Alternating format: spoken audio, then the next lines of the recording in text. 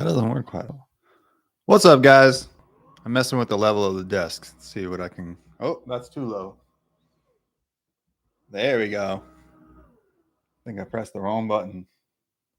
How's everybody doing? Good to see everybody. We saw quite a few people this afternoon stream, which I had a good time with. What's up, Michelle P999? I've always been interested in Cynthia Ann's story, Reading into the Wind as a teenager. Looking forward to your video. Oh, thank you for being here. Nick Sweeney, what's up? I was here a little bit late. I was here at the posted time, but I know I'm supposed to be 15 minutes early. Nathan Herrera, what's up, man? Good to see you again. Pet Detectives, what's up? Good to see you. Pet Detectives, yo, we have our own ecosystem going in the chat now. Arizona Boy, what's up? Julie Nelson, what's up? Good to see everybody. We'll give it a couple minutes before we dive into the actual topic. So, as Michelle P seems to already know, if you've seen the thumbnail, we're going to talk about the Fort Parker massacre or the raid on Fort Parker. It depends on who you're asking. But this is a big event in Texas history, and we'll cover the Fort Parker raid itself. It's easier to say raid with terms of service. And then Cynthia Ann's life afterwards. So we'll try to do a holistic job on it here. Freddie V checking in from Granbury. Oh, yeah, I forgot you're in Granbury. I have lots of family around there. Arizona Boy, what's up, Tyson Babb? Hey, love your videos, man. Thank you very much. Good to see you.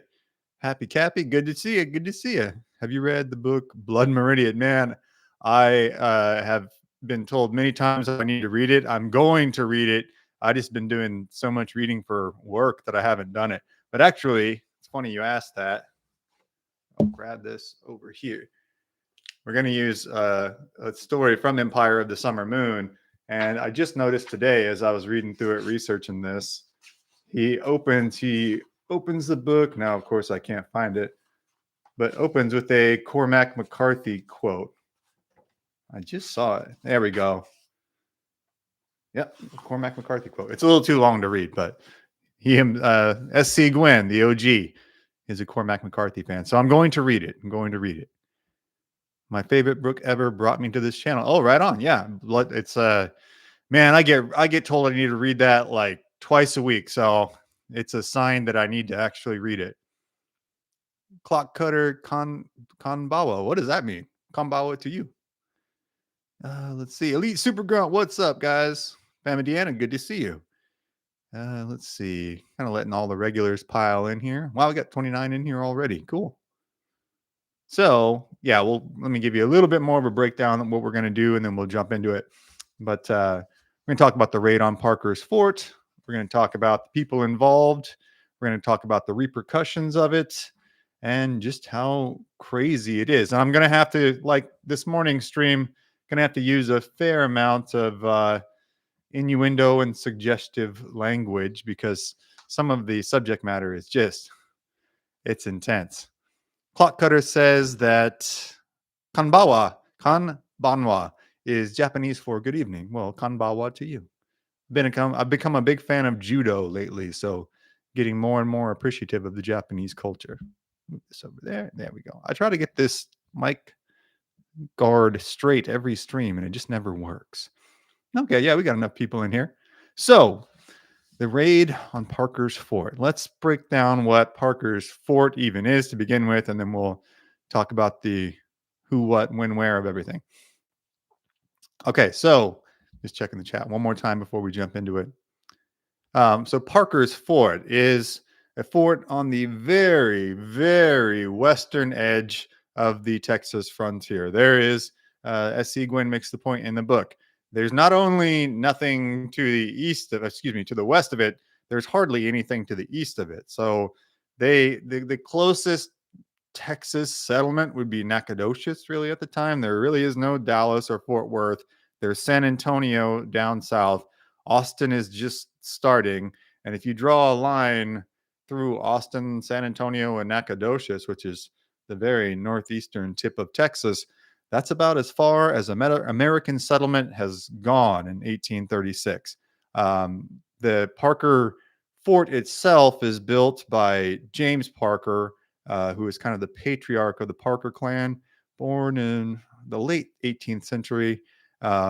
He had been from a prominent family back east, come out to Texas, I believe, just prior to the revolution, um, and then decided that we need to pool our money together as a family. The Parker clan kind of put all their money together with a couple other families, and with James as the patriarch, went out the very, very edge of the frontier and built this formidable fort. It's not like something that would be totally easy to overrun. Big timbered walls, 12 feet high, six like family cabins against the walls all the way through the perimeter, two lookout stations, I believe, on the northeast and the south, the northwest and the southeast corners. Two gates, one large gate at the front, and then one in the back. The back one was right next to the spring. So this is built right next to a spring. So there's a water supply close. And then there's crops out front, and then little individual family homes out amongst those. So it is kind of a commune of sorts in the middle of nowhere, in the middle of nowhere. Let me see if I'm missing anything in that. Just several young families. I believe there are in total. I was trying to find how many people in total were there. A couple dozen women, men, women, and children. A rough break. They had basically just come out there. The Alamo had happened just a couple of weeks earlier, and that had a twofold effect. It had certainly revved up the Texans' morale and shifted the tone of the trajectory of the Mexican or the Texas Revolution, but it had also shifted the mindset of the Comanche and the Kiowa, because they thought this was evidence of a glaring weakness in both the Mexicans and the Texans, because they're caught up in this war. The Texans had just suffered this big defeat. The word got out on the plains. Like the Comanche knew about it in a couple of days. Like word traveled pretty quickly even back then. Um, so it looks like the Mexicans and the Texans are at a weak point, and the Comanche might be able to take back the entirety of their lands. And this was an attitude after the Alamo and after the Revolution, the Texas Revolution had been settled, that carried on for a number of years. So they think that this is their time to strike. And I got to look the exact date. It's 1836, but it is May 19th, 1836. To set the scene a little bit, both gates of Fort Parker are open. The men and most of the women and children are out in the fields. It'd be most of the men. I don't think any of the women and children are out there. Most of the men are out in the fields, working the fields. Both gates are open, and Rachel Parker Plummer, who is a mainstay character in this story, leaves a later account saying how one moment she was looking out through the gates and her husband and father and brothers uh, were out in the fields working just like any other day, and then the next moment the whole field was full of warriors. And it's a conglomeration, a coalition of tribes. So it's often portrayed as just Comanche. It's in fact mostly Comanche, but also Kiowa, uh, Kiowa. Oh, what were the other two tribes? Waco, and a third contingent, I believe, Kichai. So it's a mix of tribes, just majorly Comanche. And the family, everyone at Fort Parker knew that raiding was both horrific if you got caught in a raid, and frequent. Like it had been already in the last couple of weeks, super frequent on the frontier. A family that we talked about called the Hibbins family. We did an episode called, I think, the Battle of Walnut Springs. No, it might be the Battle of Brushy Creek. You do so many, sometimes you mix them up. But the Hibbins family had been attacked on the Guadalupe River, kind of in between today's Seguin and Gonzales, Texas.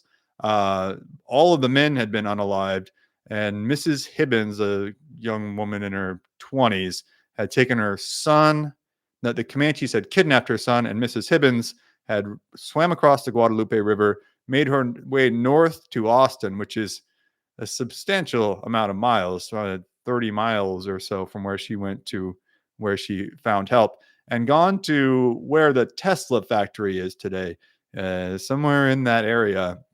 Found a contingent of Texas Rangers, and then they went for help.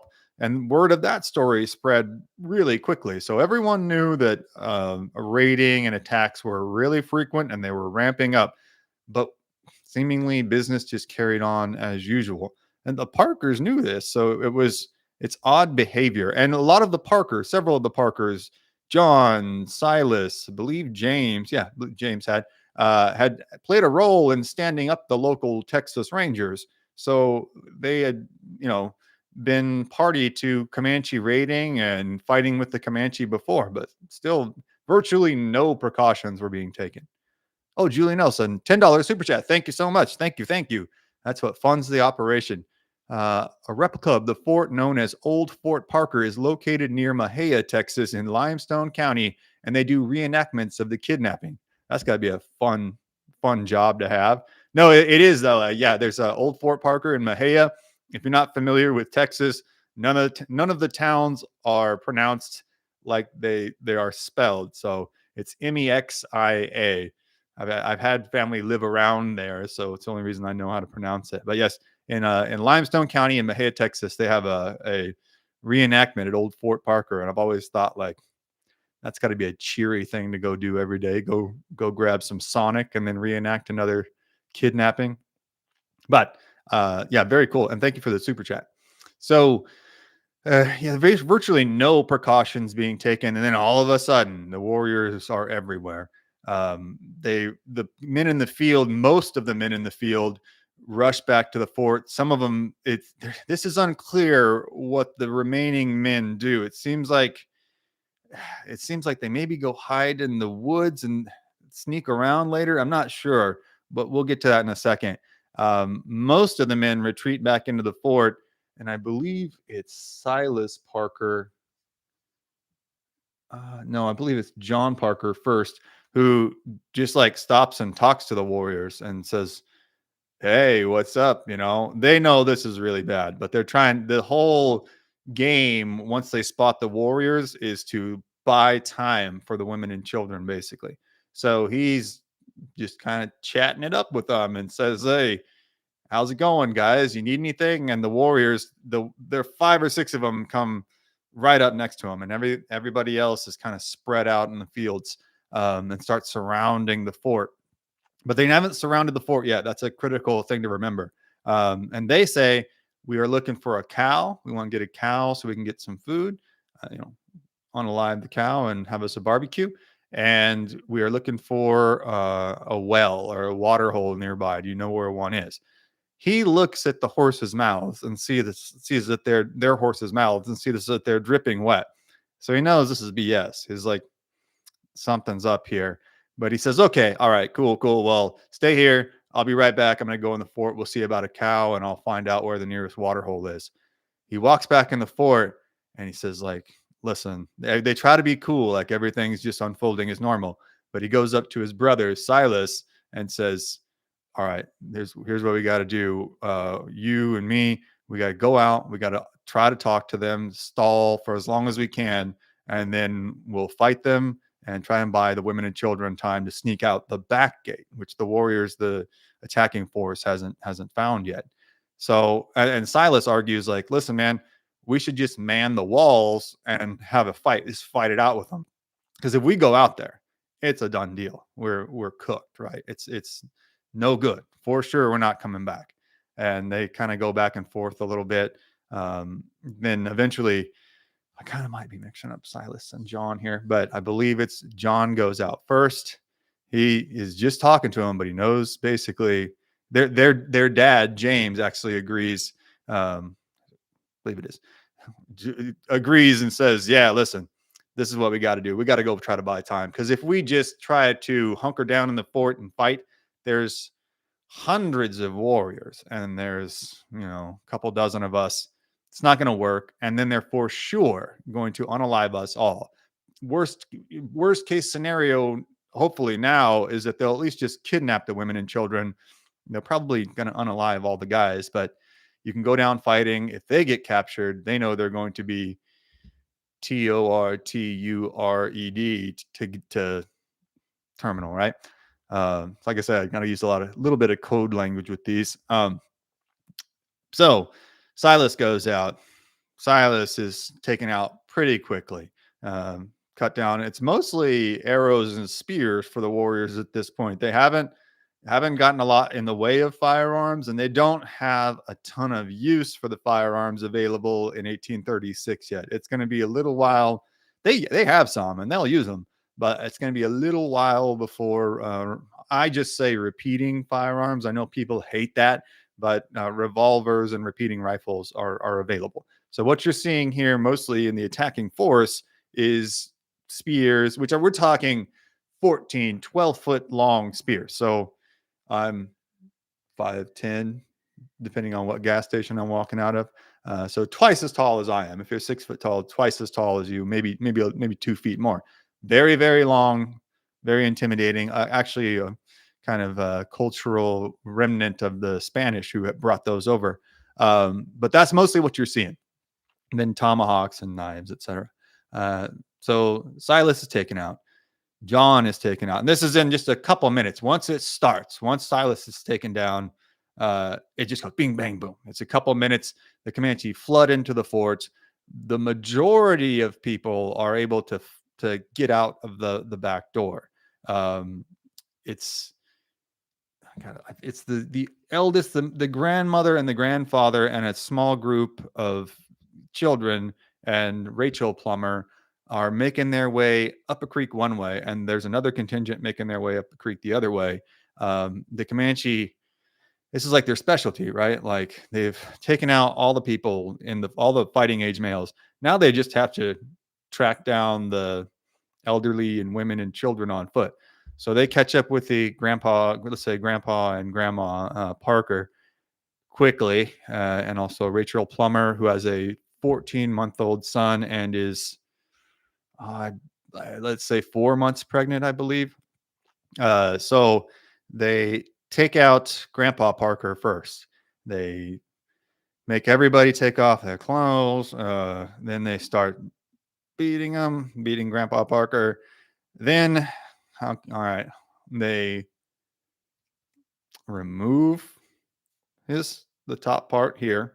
They literally emasculate him. And what else do they do? Something else terrible. And now all these things kind of flood into my mind, and everybody's terrible injuries get mixed around. Just a terrible, and then eventually end up unaliving him. In what order, there's not an exact record of. So a terrible thing. Oh, and Grandma Parker kept trying to look away, and the Comanche would hold her head and hold her eyes open and make her watch the whole time. Rough stuff. As did Rachel Parker Plummer's 14-month-old son, and the other child who was with them, and Rachel Plummer herself. Then, in short order, Grandma Parker is terribly accosted, and unalived herself. Then Rachel, her child, and the other child are taken prisoner, put a horseback, and they are taken away.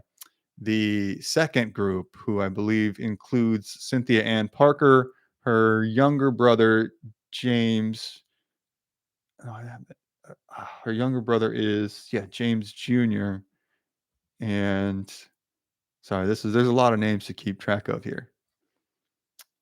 They're also packed up. They're caught, packed up on the back of horses, taken away.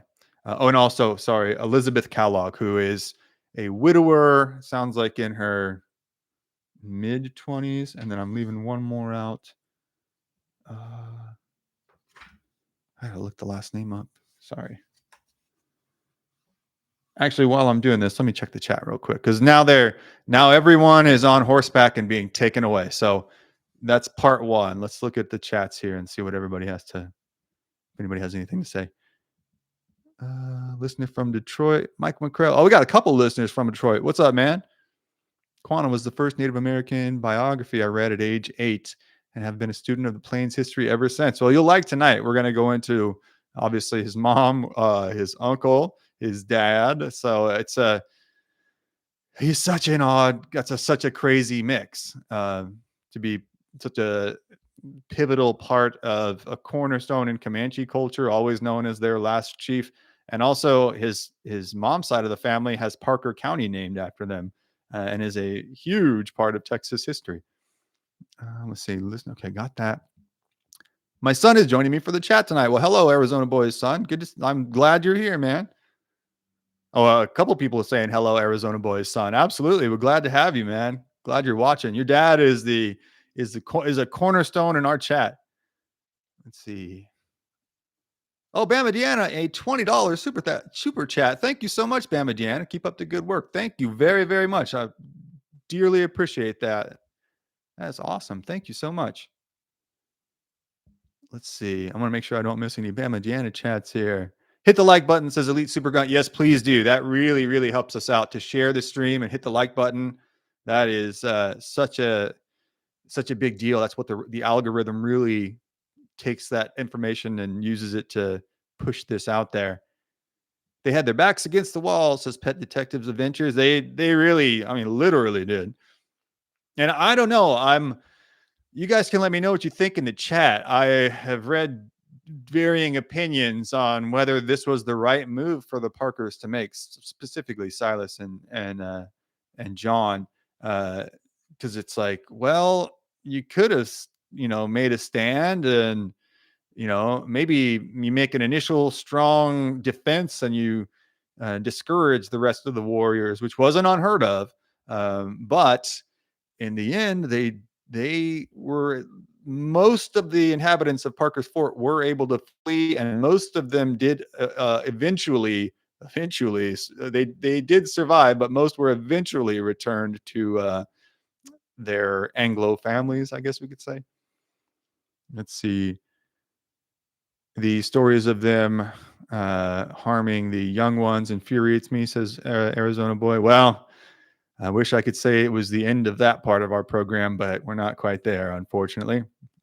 Though, as we discussed in this morning's stream, the Comanche were, in general, and I would say eventually, very kind to adopted children once they were part of the tribe. They were very kind to their own children. They doted on their own children, and they were well aware of low birth rates and the impact that infectious diseases had on the tribe. So they flat out needed more people. So eventually, once you were in, you were in. But yes, there is a lot of very rough treatment of young ones, and it's not over in this story. Let's see. Stay behind the walls, says Blake Lively, and fight would seem like the best bet. Yeah, I don't know, man. That would be my initial inclination, but I've seen convincing arguments saying, well, they had to sacrifice themselves, and their goal was to buy time for their families, and they accomplished that. It's like, okay, that's true. And if it comes down to it and you're a grown man, like, I get it. That's what we got to do. But that's a tough call to make. With YouTube censorship, you may have to do the rest with interpretive dance. Maybe, man. Maybe. There's going to be a lot of analogies and code words going forward. Let's see. I was raised up and all over what is now called Comancheria, says Charles Smith. What's up, Charles Smith? I will wrestle you for the commodities. I'm not sure what. I don't want to wrestle you, Charles Smith. If you're raised in Comancheria, you're probably pretty tough. Let's see. Hello, Arizona boys. Yeah, Arizona boys son. Yeah, Arizona boys son. We're glad to have you. We're trying to draw more kids in here. Because I think most of these stories are pretty safe for kids. I think they're important history to learn. Make sure I'm going to check through the chat one more time. Empire of the Summer Moon is also an excellent listen to in audiobook form. Tyson Babb says, yeah, that's how I mostly listen to it now. I picked up the book initially, but I do like 90% of my reading in Audible.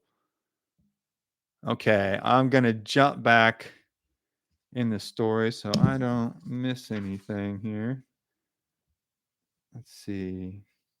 Okay, so Now we're into the standard operating procedure of a Comanche raiding party. You know what? Actually, one more point on the actual raid. So we were talking about Quanah Parker's kind of 27 degrees. He's kind of the Kevin Bacon of Old West history, where he's got like a connection to everybody. And I think we don't have this next fact that I'm about to posit completely verified. But there is a substantial amount of evidence that Peta who would eventually be uh, sorry, it bugs me. Peta who would eventually be Cynthia Ann's husband and father to Quanah Parker and his siblings, was either at or possibly leading the raid on Parker's fort, which had hit several settlements. It wasn't just like they were just targeting Parker's fort. There was a raiding party that was sweeping around the area. Parker's fort was the last place they hit, though. So from there on out, it's standard operating procedure for this raiding party. They are going to go northwest as fast as they can, because even in this relatively, it's not as flat as you would think up there. It's like mesas and rolling kind of prairie and lots of brush and stuff.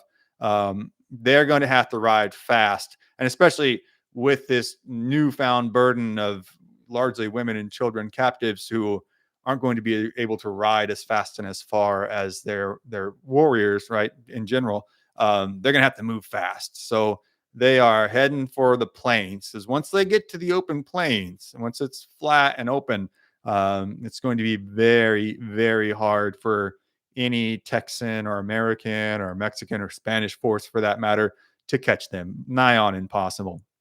So that's the game now, is they got to get from Parker's Fort, which is actually, that's one thing I wanted to show you guys real quick. So you have some idea of the area that I'm talking about. Parker's, before I get curious, sometimes you live in Texas and you take for granted that everybody knows the geography. But let me see real quick here. If there's a quick picture, I'm going to post it. If not, I'm just going to keep going. Yeah, guys, I don't see one. It's up by kind of near present day Dallas, basically. So they got to get from there to like Lubbock, Amarillo, right? And they got to get there fast. So they're riding with Rachel Parker Plummer, who is 17 years old, has a 14-month-old child, and is 4 to 6 months pregnant. They're riding with Cynthia Ann Parker, who is about 9 years old. James Pratt, no, but James, her younger brother, who is about 6 or 7 years old. Rachel Parker's young son is 14 years old, who I believe is James Pratt Plummer. Elizabeth Kellogg.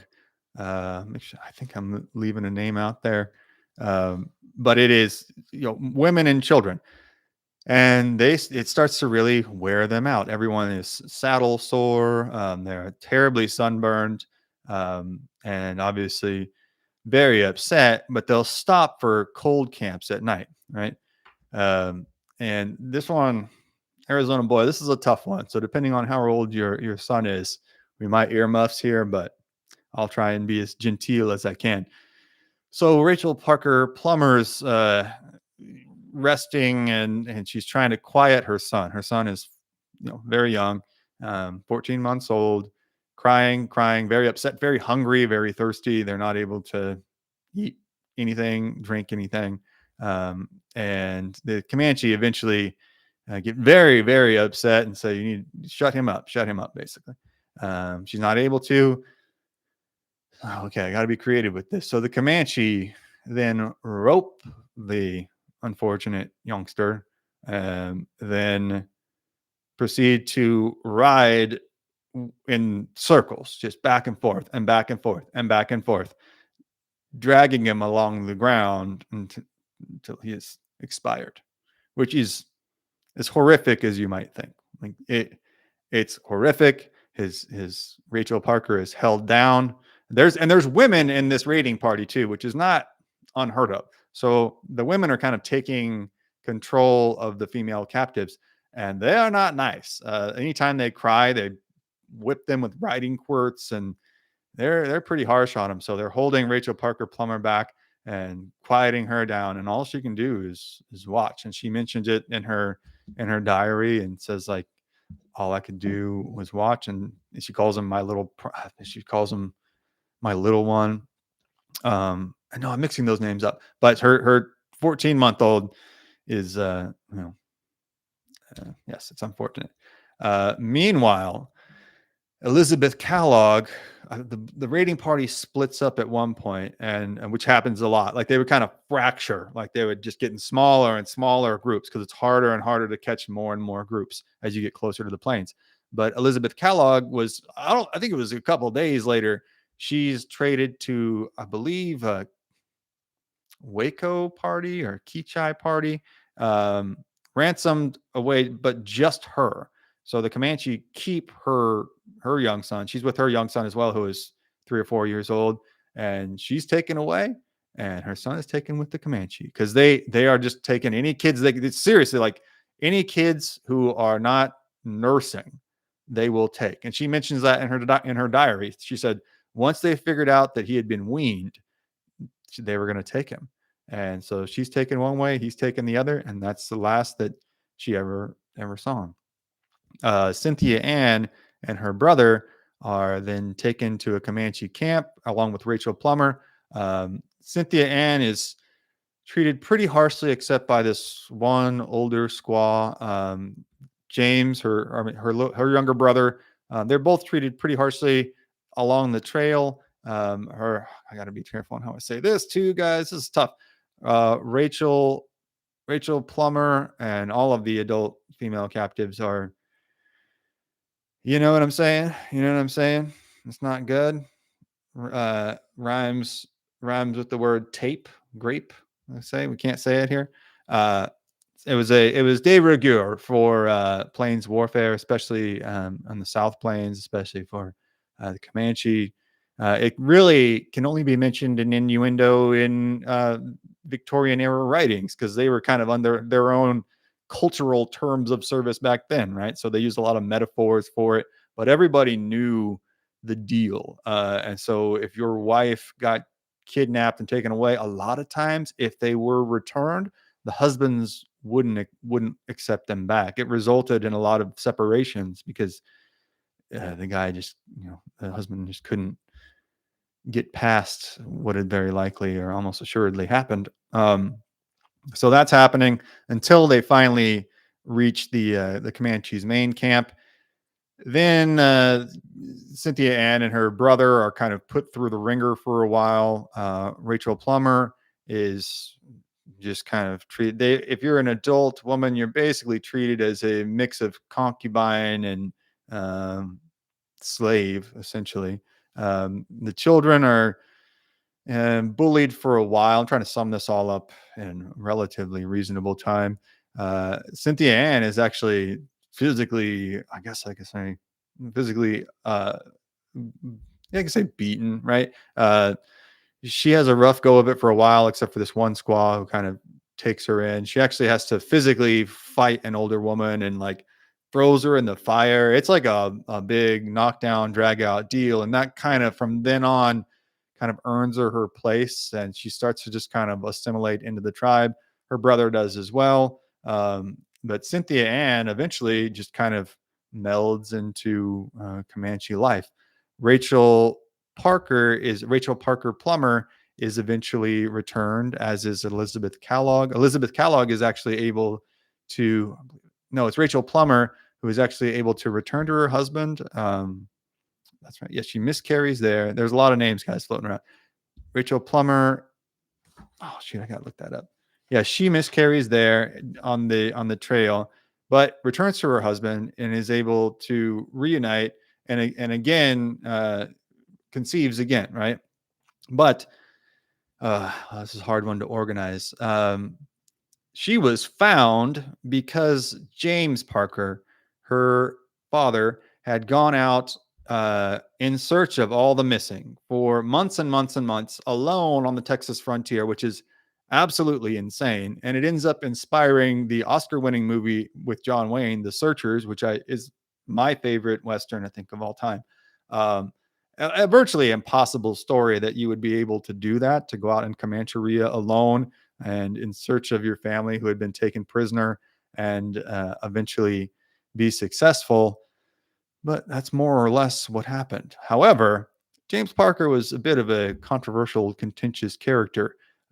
He was mistrusted by many and accused of unaliving people himself, accused of corruption on several levels, and not necessarily a popular guy in his area. So during a rainstorm, uh, they are forced to flee. Rachel Plummer, I believe her husband, James Parker, and I think a couple of other family members are first forced to flee through the East Texas woods down south towards Houston. And she gets really, really sick and ends up passing away. So it's kind of, you know what I'm saying? It's not James Parker's fault that she got sick and then ended up passing away. It's so even him saving her with a lot of his faults ended up costing her, and his misdeeds ended up eventually costing her life, unfortunately. Wow, Nick Sweeney with a $50 super chat. Thank you so much, man. Really appreciate that. No message from Nick Sweeney. He's just happy that I'm here on time. So thank you so much, man. Really, thank you all very much for the super chats. That is what drives, it's the engine here. So I really appreciate that. If you can't super chat, no worries. Just click the like button, share the stream with anybody else who's interested in history. And yeah, that does a ton to drive us in the algorithm. So James Parker, Cynthia, I mix these names up. No, it's John Parker is Cynthia Ann's younger brother. He has eventually returned himself, but had assimilated pretty well into Comanche culture himself, but wasn't as old as Cynthia Ann, and I believe was returned in his teenage years. There's a lot of conflicting stories there that he had been part of his late teenage years. He had become a warrior and was part of a raiding party that had gone into Mexico and had gotten sick with the. There's so many guesses on what he got sick with. But they say, let's just say he got sick and was left behind by the raiding party. And that's not unheard of. Like if you were just not able to travel, they were going to have to leave you behind. And he was able to find a beautiful young local Mexican woman who nursed him back to health. And he eventually moved back to Texas, served in the Civil War on the part of the Confederacy, and then returned back to Texas again and was a relatively successful rancher and profitable farmer himself. Or that he returned, was drafted into the Civil War, and passed away due to disease sometime in, I believe, 1863. Though that's the same thing that happened to his cousin, who was also taken in the raid. So that gets conflicted sometimes. But I think it's unlikely that he lived out this fairy tale by being rescued in north of Mexico by this beautiful lady. It's more likely that he got sick and passed away. And I would believe that's in his mid-20s. So he passed away very young, and that's kind of the last that you hear of him in the historical record. And Cynthia Ann basically disappears for a long while. There's accounts of Comanchero parties encountering her, and traders and just guys out on the plains seeing what they call the white squaw out generally with the Quahadis. So she is way out there. It's likely the Panatecas that were part of the initial party that took her. But Petitnacona was a Nakoni. So it's usually a mixture of the bands that did this. Either way, she ends up way out on the northwestern reaches of Comancheria, with probably the most Spartan-like. I think Nick Sweeney said that in this afternoon's stream. Spartan-like of the Comanche bands, and the most vehemently adherent to their traditions and staying away from Anglo society.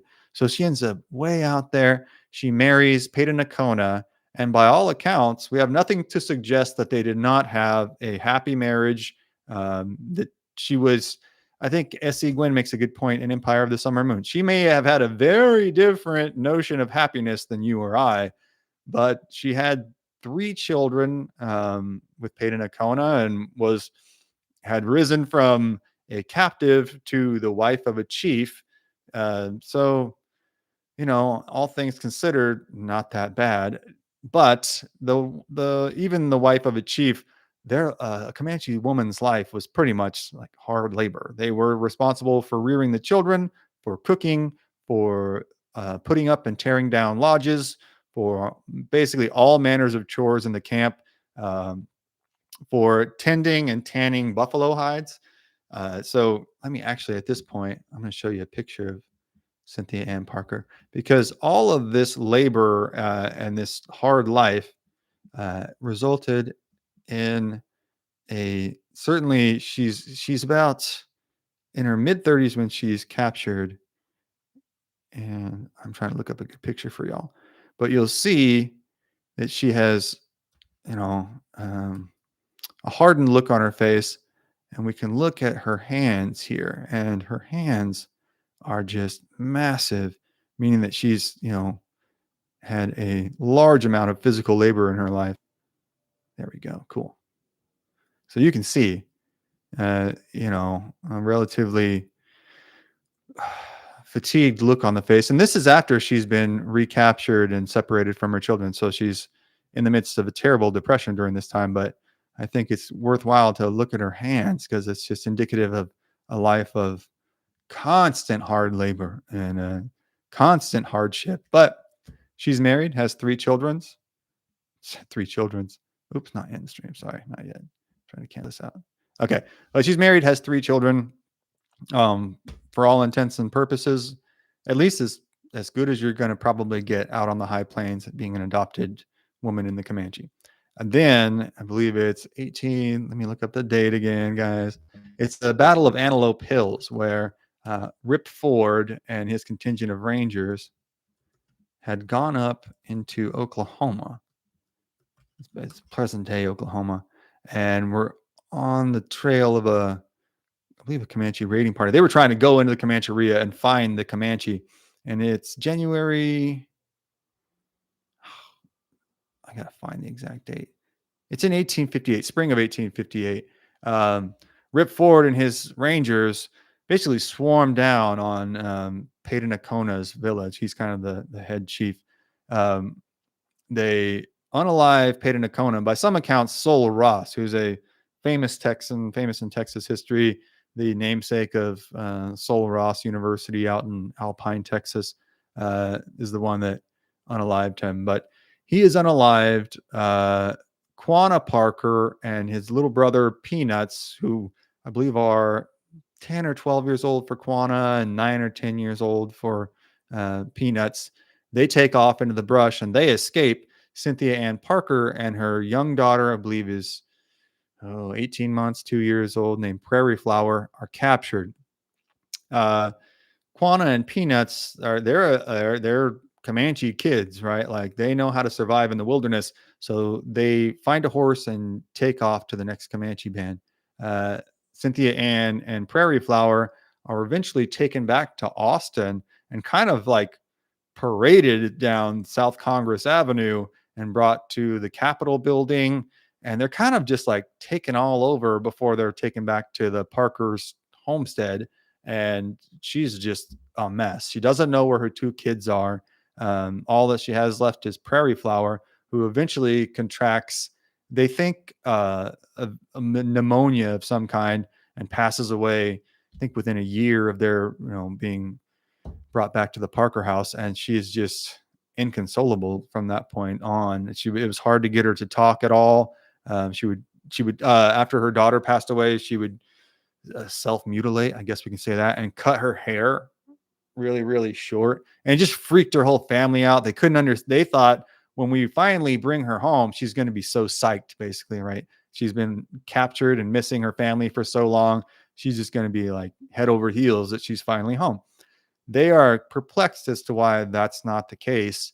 And she just continues to deteriorate. They have no idea where Quanah and Peanuts are. And I think within a year or two, she passes away from kind of what appears to be a broken heart. Like, and she's just does not last very long, and passes away having no idea if her two sons are even alive. But Quanah and Peanuts eventually find another band. Peanuts doesn't last terribly long. I believe he passes away in his early teens. But Quanah starts making a name for himself. And by his mid teens, so 4 or 5 years after this, he's already kind of climbing the warrior ladder. And I think a lot of it has to do with this chip on his shoulder. Like everyone knew that he was half Anglo, though they knew his dad was paid in a Kona, but it still leaves him with a little bit more to prove. And they knew at this point that he didn't have a mom or dad anymore. And it kind of puts him at the bottom of the social ladder then, because he's an orphan, no longer the son of a chief. So he's basically like the half white orphan now at this point. He's lost all of his prestige pretty quickly. Has to rebuild it, and he is just by all accounts just a terror on the battlefield. The first to go the farthest into the herd on a buffalo hunt. Just really a guy with something to prove. And we kind of gone into his role in the Red River War.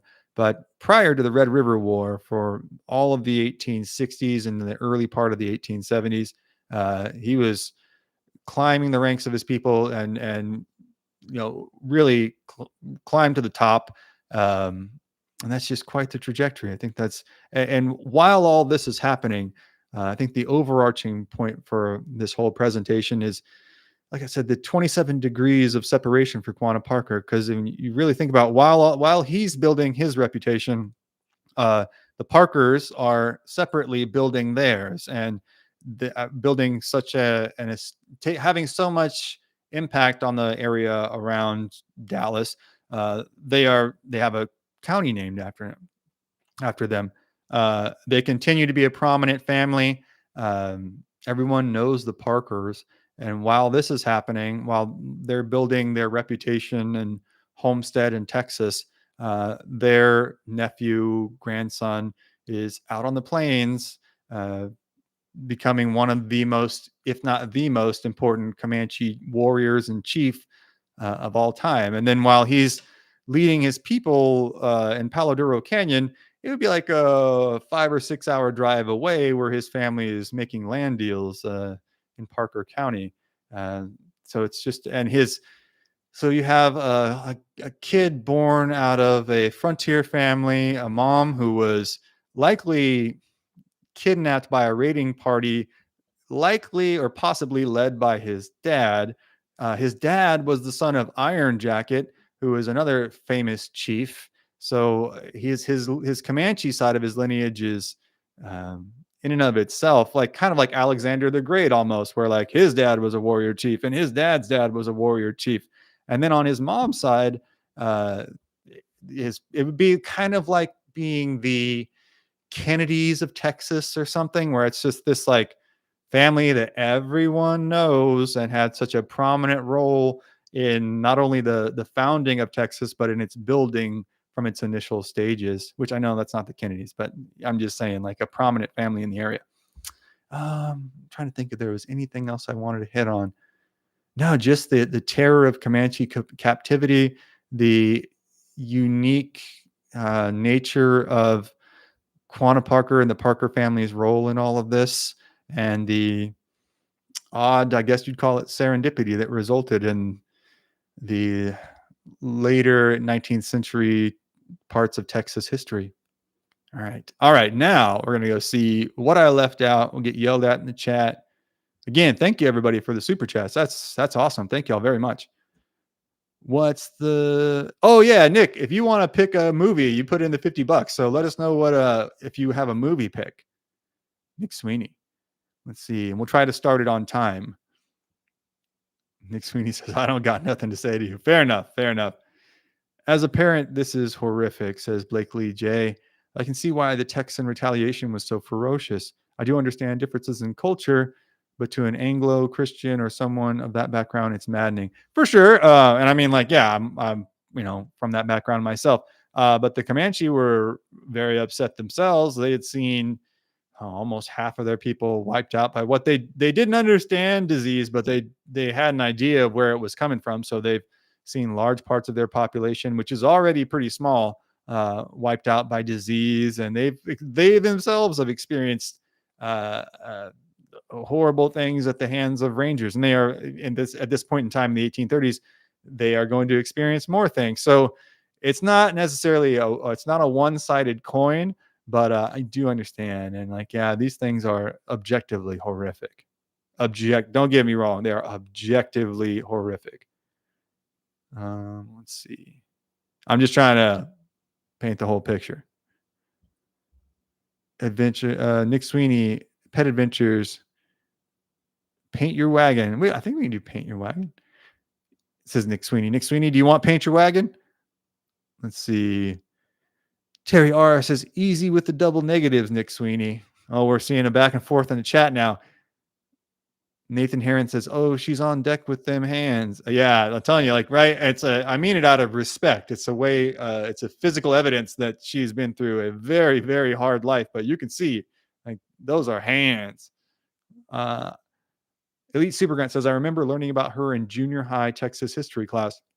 Yeah, that's a cool thing you guys do in Texas, because we don't in California. We don't have a California history class. But she is. It's like, yeah, you have to understand her and her story to understand Texas history, because it's all kind of a microcosm of everything that was happening in the 1830s. Let's see. She looks like she don't take no shoe. It says Arizona boy. Yeah, yeah. And if you her way of life for a few decades was rough. Let's see. But I will say, many of the kids who were captured, and Cynthia Ann Parker herself, also Adolph Korn, Herman Lehman, did not want to return. They were enjoying, especially the young men, enjoyed a level of autonomy and freedom and a possibility for social mobilization that they were not going to see in as part of a 1830s as part of an 1830s farming family in Texas. Essentially, what you were in a lot of ways on a farming in a farming family on the frontier, you were two hands to put to work, right? In a lot of ways, they loved their kids. I'm just saying, it was a very sparse existence. A lot of accounts. I was reading an earlier account from a young woman who grew up on the Texas frontier, and she said they were lucky if they could get molasses and lucky if they could get bacon. So usually you just get this like corn mush for every meal. They would work all day. They were told what to do and what to wear. They might have, two shirts maybe, and they hardly ever had shoes.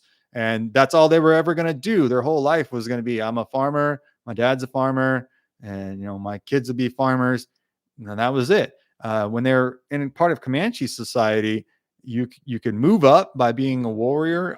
They weren't Comanche kids were free as the day is long. They could eat whenever they wanted. There was like meat kind of being cooked in the camp kind of all day in like a pot. They could just come get what they wanted when they wanted. They could wear what they wanted. They were just largely playing games most of the day and like hanging out, to sum it all up. So when kids from farms were captured, and after they got through this kind of initial rough period, a lot of them were pretty cool with it. And then they liked being a warrior and liked the acclaim and this possibility for ascending up the social ladder more than they did being stuck at home and doing chores all day. Pet Detectives with a $5 super chat says Mama Parker wouldn't want to be upsetting her. No, no, no, no. But ultimately, a real tragic figure. I think you can look in that picture and see a real sadness in her eyes, because she's lost 3 kids basically and a husband in one fell swoop. So and when she did not, she was forced to come back, and it was like basically her rescue had been foisted upon her, and it had cost her her family. So she wasn't super thrilled about being forced to come back to the Parkers. Let's see. Arizona Boy says biggest misunderstanding about the tribes is pretty much no one could tell you what to do. If you wanted to raid, you raided. If you wanted to hunt, you hunted. A truly free people. And most ways, yeah, that's true. And in I think people misunderstand that there were a bunch of chiefs, and the chiefs decided when there was going to be raiding. Not really. It was just a individual warrior would say, like, "Hey, I got this idea. I think we should go do this." And if they had enough of a rep, if people trusted them, or if they were just convincing enough, that's how you got a war party together. But there wasn't like a council of chiefs sitting around saying on May 19th, 1836, we're going to make this attack. It was just kind of like who could get their idea across. That's how Buffalo Hump started the Linville raid, or the great raid to the ocean that kind of culminated with the Battle of Plum Creek, because he woke up, had a dream, and said, "Listen, guys, like I had a dream that we went all the way to the ocean. We pushed all the Texans into the ocean. That was that. We got our lands back." So they were all like, "Let's go do that. Cool. Sounds like a sure thing." They in fact raided from North Texas all the way down to the Gulf of Mexico, which is crazy to even drive that. And they took the whole village. It was women, children, everybody was coming along, because this was like the new beginning of the command. This was a new vision for the Comanche nation. They had huge success in Linville. That's how they raided the guy's warehouse. They literally drove the town into the bay. They unalived several people, and the rest of them had to swim out into the bay or get on ships that were in the bay and, like, hunker down there. They raided this clothing warehouse. So on their way back, you just saw all these Comanche with like top hats and jackets that were backwards, because they didn't know how to really wear a jacket. And they were like, had big streams of red ribbon, and they were twirling them around. And they had lace umbrellas, like the warriors had white lace umbrellas. And they were like, had them on on their shoulders, and they'd be riding along. So it's this massive war party where, like, the whole village was kind of trekking along, and then a war party would break off and make an attack. But it's this big group of Comanches with their big warriors having little lace umbrellas and top hats and backwards jackets. So it's like a whole scene in and of itself. Then eventually they were cut off at Plum Creek. Uh, and we've talked about that battle before. But yeah, just all that because of a dream. And a quick little aside, they had actually kidnapped in Linville, which is right on the coast. They had kidnapped Nancy Boone Cartwright, who was Daniel Boone's granddaughter. And eventually she was unalived just before the Battle of Plum Creek. So another Boone, which fell to native raiding parties. Let's see. But yes, that's a good point, Arizona Boy. Whoever was the most popular, right. No one really knows when. Yeah, Bama Deanna, good point. No one really knows when Peyton Acona passed away. The general, like what you'll see in most books, is that it was at the Battle of Antelope Hills, I believe. I don't think Sol Ross took him out. I think that he did pass away when Cynthia Ann was taken back, because I don't think we hear anything else about him in the record from there. But we do not know that Sol Ross was the guy that did it, and I think there's 3 or 4 different accounts of his official ending. So I'm not sure which one it really was, but my hunch is that he did in fact perish there. No one really. Okay, got that. It sucks because now we got to pay taxes and whatnot. Yeah, dude. Yeah, that does suck. Nick Sweeney says they're parasols, not fancy white umbrellas. That is true. I just blanked on the name parasols. Talk about Blood Meridian. I have to read it first, Charles Smith, but I'll tell you what, I'll jump on that for you guys. I will start reading Blood Meridian, but it's super thick, right? And it's like a figuratively heavy book. Sometimes I get done with the history and I'm like, I just want to laugh a little bit, but you got it. I'll jump into it because you're the 100th person that's told me to. Let's see. Quanah didn't know he was half white for a long time. I think he did because he knew his mom was. Would they have taken her back? Christina Sell asks. Do you mean would the Comanche have taken Cynthia Ann Parker back? I mean, yes, but she was taken to Austin or taken off pretty quickly. And they weren't going to mount like a massive raid just to get one person back. I said, I choose paint your wagon or I'll ask. Okay, you got it. or I'll ask for my cash back. That'd be a tough. I think you'd have to talk to YouTube actually, Nick Sweeney. But yes, absolutely, we can do Paint Your Wagon. I don't know if I've ever seen that whole movie. Horseback in that country. Uh, let's see what you mean, Charles Smith. I'm lucky I've got to ride. Oh, I see. I'm sorry. You got to ride horseback in that country. I got you. I wonder if these Elite Super Grunt says, I wonder if these are the same Parkers that own Parker Lumber here in Texas. Dude, it could be. I mean, it's a relatively common surname, but if it's in Texas and it's in that area, if you ask them, I bet you they know. I bet you they know. Doom strolling on Insta typically lightens the mood after a deep historical dive. Yeah, usually it's good for your mental health, right? Nick Sweeney, how do you know so much about parasols, bro?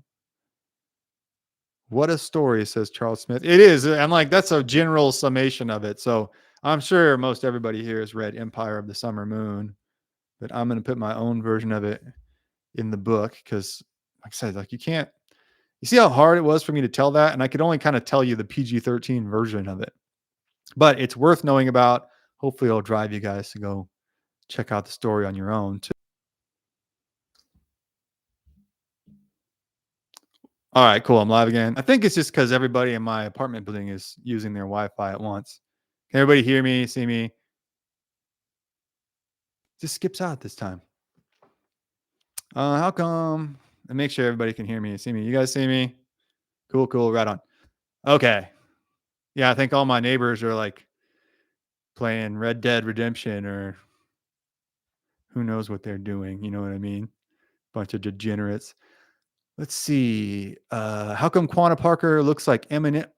How come Quanah Parker looks like Eminem a little bit? Bro, I never thought about that.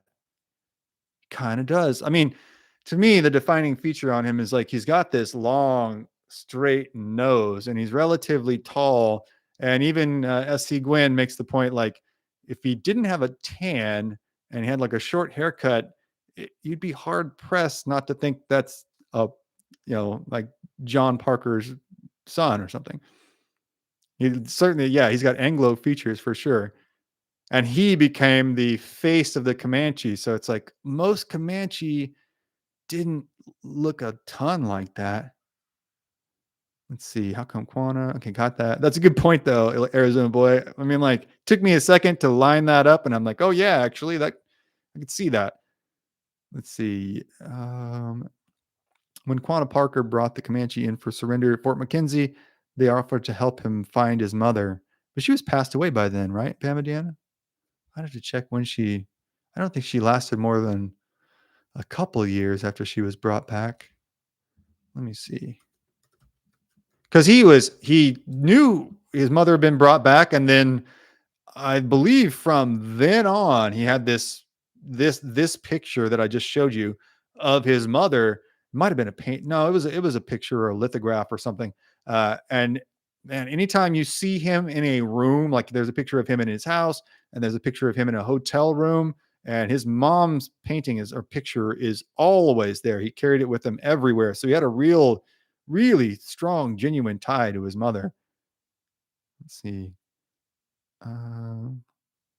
Oh, they didn't know at the time, so they were offering to when Quanah came back into Fort McKenzie and made the official Comanche surrender, the army offered to help him find his mother, but they didn't know that Cynthia Ann had already passed away.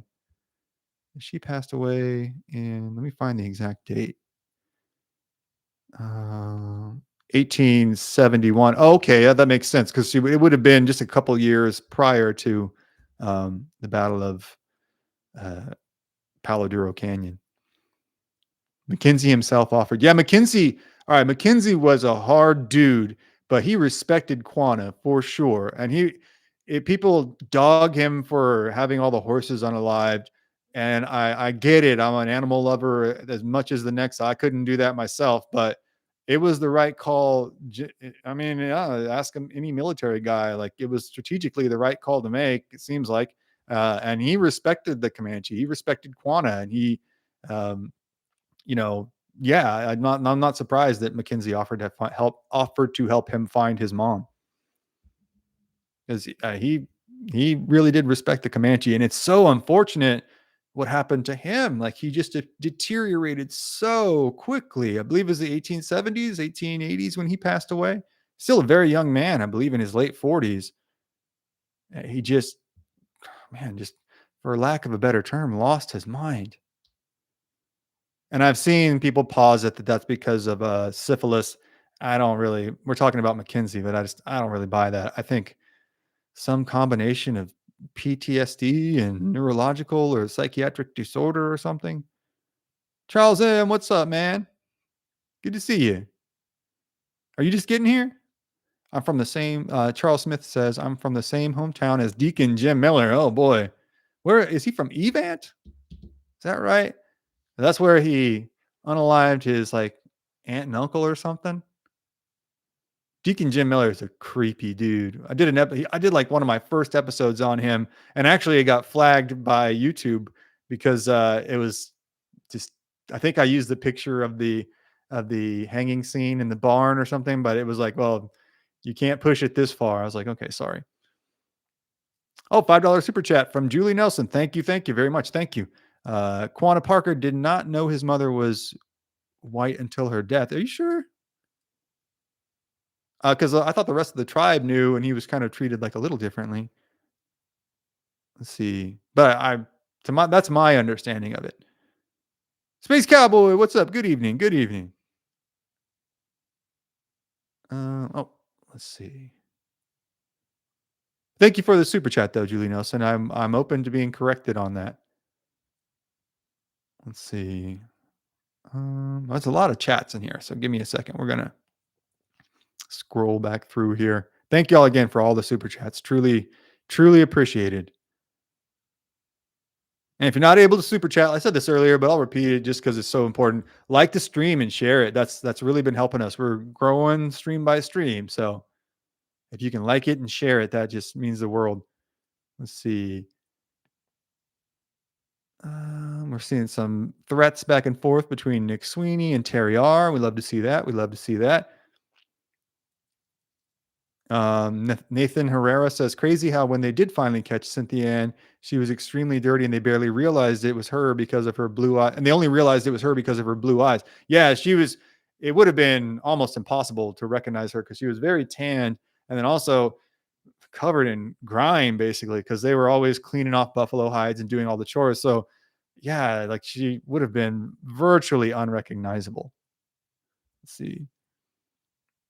The Spanish Christians were not very Christian to the Comanche either. They basically got kicked around by everyone until they got the horse. They were just masters of payback, says Douglas Jones.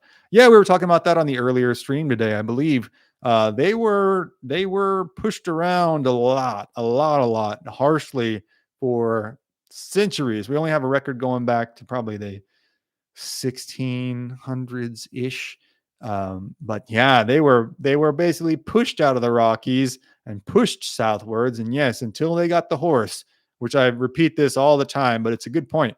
The horse is a technology, so it would be like firearms. It would be like an iPhone. Be like when maybe if you remember in the 90s when the internet came up, or when the internet was available, I should say, or Wi-Fi first became available.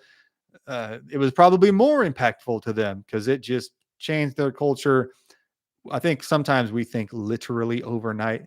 No, over the course of a couple decades, but that is effectively the blink of an eye in the spectrum of looking at it over centuries. Let's see. But yes, very good point, Douglas Jones. Some more back and forth between Nick Sweeney and Terry R, becoming ever more vitriolic. I like it. I like it. I like it. Let's mix it up in the chat, guys. We can mix it up a little bit. I like it. Let's see. This is the greatest. This is a show, the greatest showdowns and shootouts. So like no shootouts, but we can have some showdowns in here. Let's see. Bamadiana says, you are right, Julie. Okay. Like I said, I'm open to being corrected on that. So I'll go look back through the sources here. My impression, my understanding was that they did know that Cynthia Ann was white, and he was given a little bit of a hard time because of being, um, what's the correct way to say that? Mulatto? I don't know. I'm pretty sure just Google confirmed. Okay, guys. All right. All right. So he didn't know growing up. I thought that he did. But certainly by the time he became, he was known as the son of a chief. So he had a fair amount of cachet, I guess you would say. But then when he became an orphan, like he had to, I guess we could say, start over. Like he's still accepted as a Comanche, but he's got to kind of start from the bottom and build his reputation on his own. After Peyton Nakona and was passed away, and his mom was taken. But thank you, thank you. I like this part of it. Hey man, if you hear something that's like, oh, I don't know, look it up for him, look it up, and then hit me with it in the chat because it's part presentation, part conversation. I just came up with that. Pretty good, right? Have you ever talked about Britt Johnson? Yeah, I have an episode on him from a year and a half ago. Brutal story. That was another mix of Comanche and Kiowa. I think that was a pretty good mix. Like I think there were a lot of Kiowa in that party. Let's see. We're getting after it with Nick Sweeney. I feel Terry R is a belligerent baker, always bringing me the argy bargy. I don't know what that means, but it feels like it's heating up. I like it. I like it. Let's see. Indy Wildcat, not true. She knew him. What do you mean by that, Indy Wild? Let me know. Clarify that a little bit, and I'll hit you again. There's a lot of chats coming in, so maybe I'm kind of losing some of these in translation. And Charles Smith, did you mean that you are from Evant? I think that's how you pronounce it. Home of the Elks. All right, I'm gonna scroll back through here. Nick Sweeney is ranting some more about parasols. Quanah knew her. He knew his mother, certainly, but did he know that she was a white girl who had been kidnapped? Is the operative question. Chat GPT says he learned of his mother's white heritage later in life. Okay. We got a bit of a contentious issue here. Okay. Okay. I would love to find some arrowheads in Texas. I have a house full of artifacts from Virginia. There's a lot of arrowheads here. It's too bad that Dan Robertson isn't here. He's found a lot. Dan Robertson is from just outside of Austin. Not to disclose his location, but he said that several times in the chat here. And he's found several arrowheads, several camping sites. So they're all over Texas. Let's see. She raised him. Right. So Indian Wildcat, we know that she raised him and he knew that she was his mother. The question, what we're trying to figure out with Julie Nelson, Bama Deanna, is whether or not he knew that she was adopted into the tribe. Because ChatGPT is saying that he did not know until later in life. And my understanding of that was that he did know earlier in life. But like I said, sounds like I needed a little correcting on that. All right, Indian Wildcats. Indian. Oh, I think I get that now. Indian Wildcat says he did know. Okay, well, we got a lot of we're getting after it in the chat tonight. Look it up and you will see, says Bamadiana. Lots of arrowheads in Texas, says Julie Nelson. My family has several. Yeah, my family has a bunch too. My grandpa has a shoebox full of them. Let's see. It's not hard to find arrowheads. One just needs the knack to see them because I don't have it. That's what I was going to say, Pennsylvania Plowboy. When I was a kid, I walked all over my family's place in Texas. It was a decent sized plot and never found one. And then everybody else would just kind of like walk around and find one. It's like, all right, well, you know what I mean? I don't have the touch. Let's see. I'm a descendant of his, says Indian Wildcat, and you say that he did know. Okay. And we can keep going back and forth. I like it. I like it. I like shaking it up a little bit. So, Bama Deanna, you say that he did not know. Indian Wildcat says that he did know. And I'm in the middle, wondering which way I'm going to be swayed. We always found arrowheads in plowed fields. Yeah, my family had a farm, and yeah, anytime they plowed, I just was never. I had to visit, so I never was around when they plowed. Everybody else would find the arrowheads. Evant isn't far from Comanche, Texas. Yeah, it's an hour ish. It's more on the. If you're driving from Austin, it's like on the way to Stephenville. I know that. I guess ChatGPT lied, says Bamidiana. It'll do that. That's why I don't trust it very much. And I think the AI bubble is about to pop another year or two. Let's see. Indian Wildcat may be a better source than Google. If he's yeah, it's good to have firsthand sources. I would say that. And like I said, my initial impression was that he did know, and that's why he had a little harder time, or he had to kind of work a little harder for his cred. But I'll check when this is done too. But I'm caught in the middle, guys. I'm caught in the middle. Let's see. Allegedly, you can still find stone axes here in the desert, Arizona Boy says. I have yet to come across one. I have found the grindstones, mortar, and pestles. Yeah, I have never found a ground stone, but in the Sierras, I believe it's the Yokuts. No, it might be the Miwoks up there. It's kind of a where I was is kind of a cross section of Yokuts and Miwoks. But they have along the Mariposa and Merced rivers, they have flat rocks. The big flat rocks all have little ground out holes in them about the size of a coffee can. And that's where they would grind up their acorns. Chat GPT and Nick Sweeney, they always need to be double checked, says Terry R. We're taking shots still. Shots are being fired all over the punches. I mean, punches, YouTube. Punches are being thrown. Figurative punches, YouTube, are being thrown all over the place. Nick Sweeney says everyone who believes Quanah didn't always know what his mother was is totally wrong. They are wrong, totally wrong. I thought you might have a rather entrenched position on this, Nick Sweeney, and I appreciate it. I appreciate it. No middle of the road for you. Let's see. Evant's not far from Comanche. Okay, we saw that. I bet everyone knew. Happy Cappy says, yeah, my thought was that everyone knew that it would probably behoove her that people did not know, but I thought that everyone did. Pennsylvania Plowboy says, my farm sits on the old migration trail for wildlife, and there was a camp nearby, and they hunted around my place. You mean like a historic camp, or there was one like recently? And Nathan Herrera says, I would believe he had an idea prior that his mother was adopted. Bamadiana says, did all these sources lie? Well, in 2025, who knows? I've dug for most of mine. For Matt Beach says, you've dug for most of your arrowheads, I'm guessing, in campsites. Well, that makes sense. Like that's where they'd have them and be working on them and drop them. Let's see. I've dug for most. Okay, got that. Nick Sweeney says, you're hitting below the belt, says Terry R. You got to protect yourself at all times, Nick Sweeney. Approximately how far east of Comancheria did the Comanche explore? Caddo areas? Yeah, it sounds like they were they would go till the eastern timberline and kind of stop there.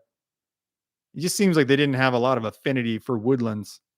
They would call the Panateca, they're called the honey eaters, but within the Comanche, they'd be known as the, no, I think it's within some Texan accounts, they're known as the Comanches of the woods, but that means like in the hill country woods.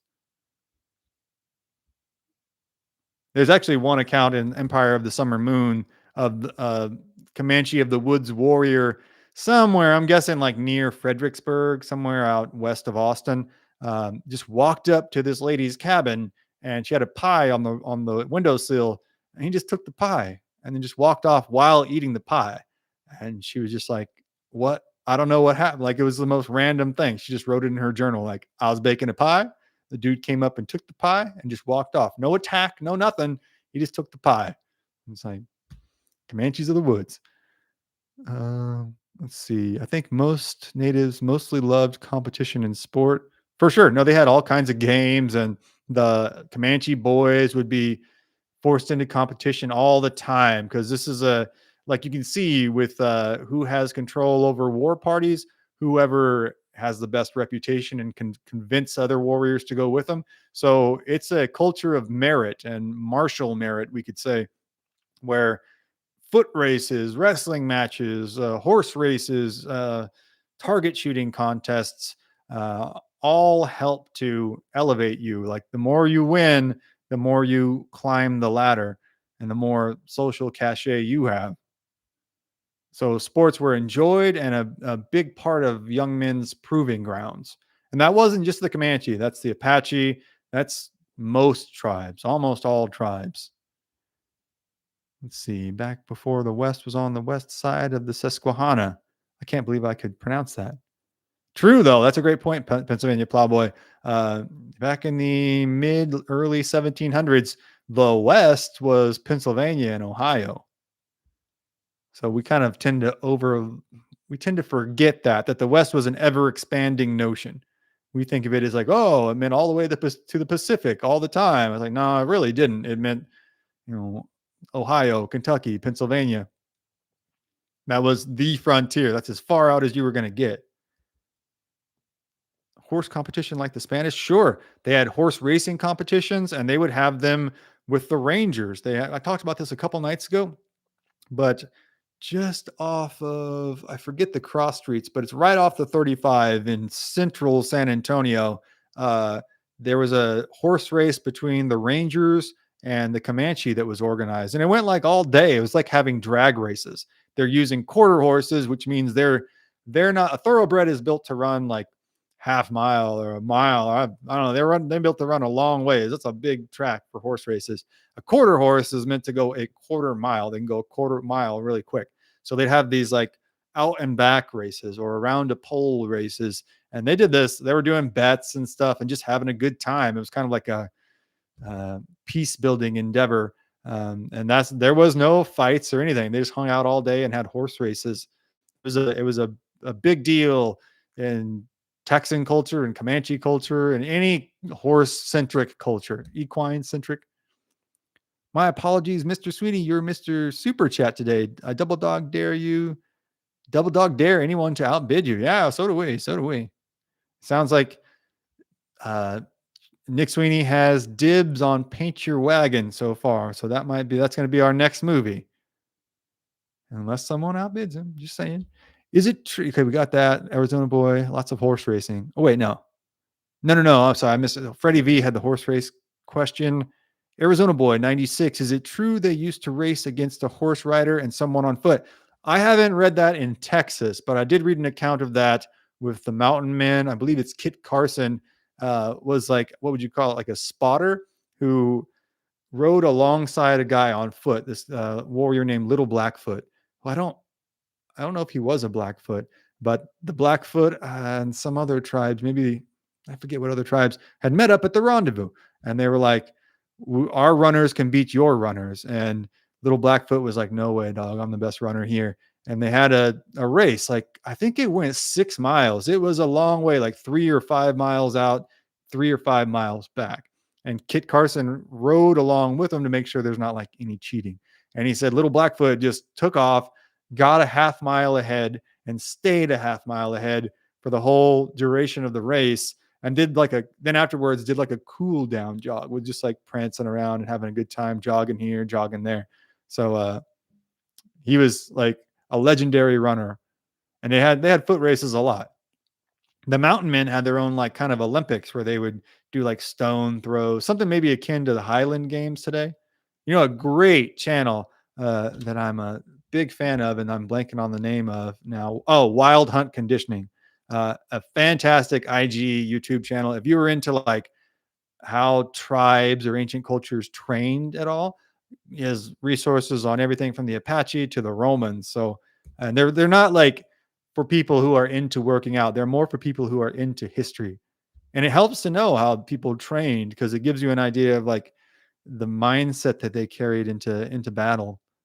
Um, They turned into the Comanche turned into the undisputed champions of that region. Yeah, I think yesterday I was using the Mike Tyson analogy where they were, especially in their early iterations in the 18 teens to the 1850s, 60s, they were just this stripped down war machine that Mike Tyson wore all black and didn't have a robe.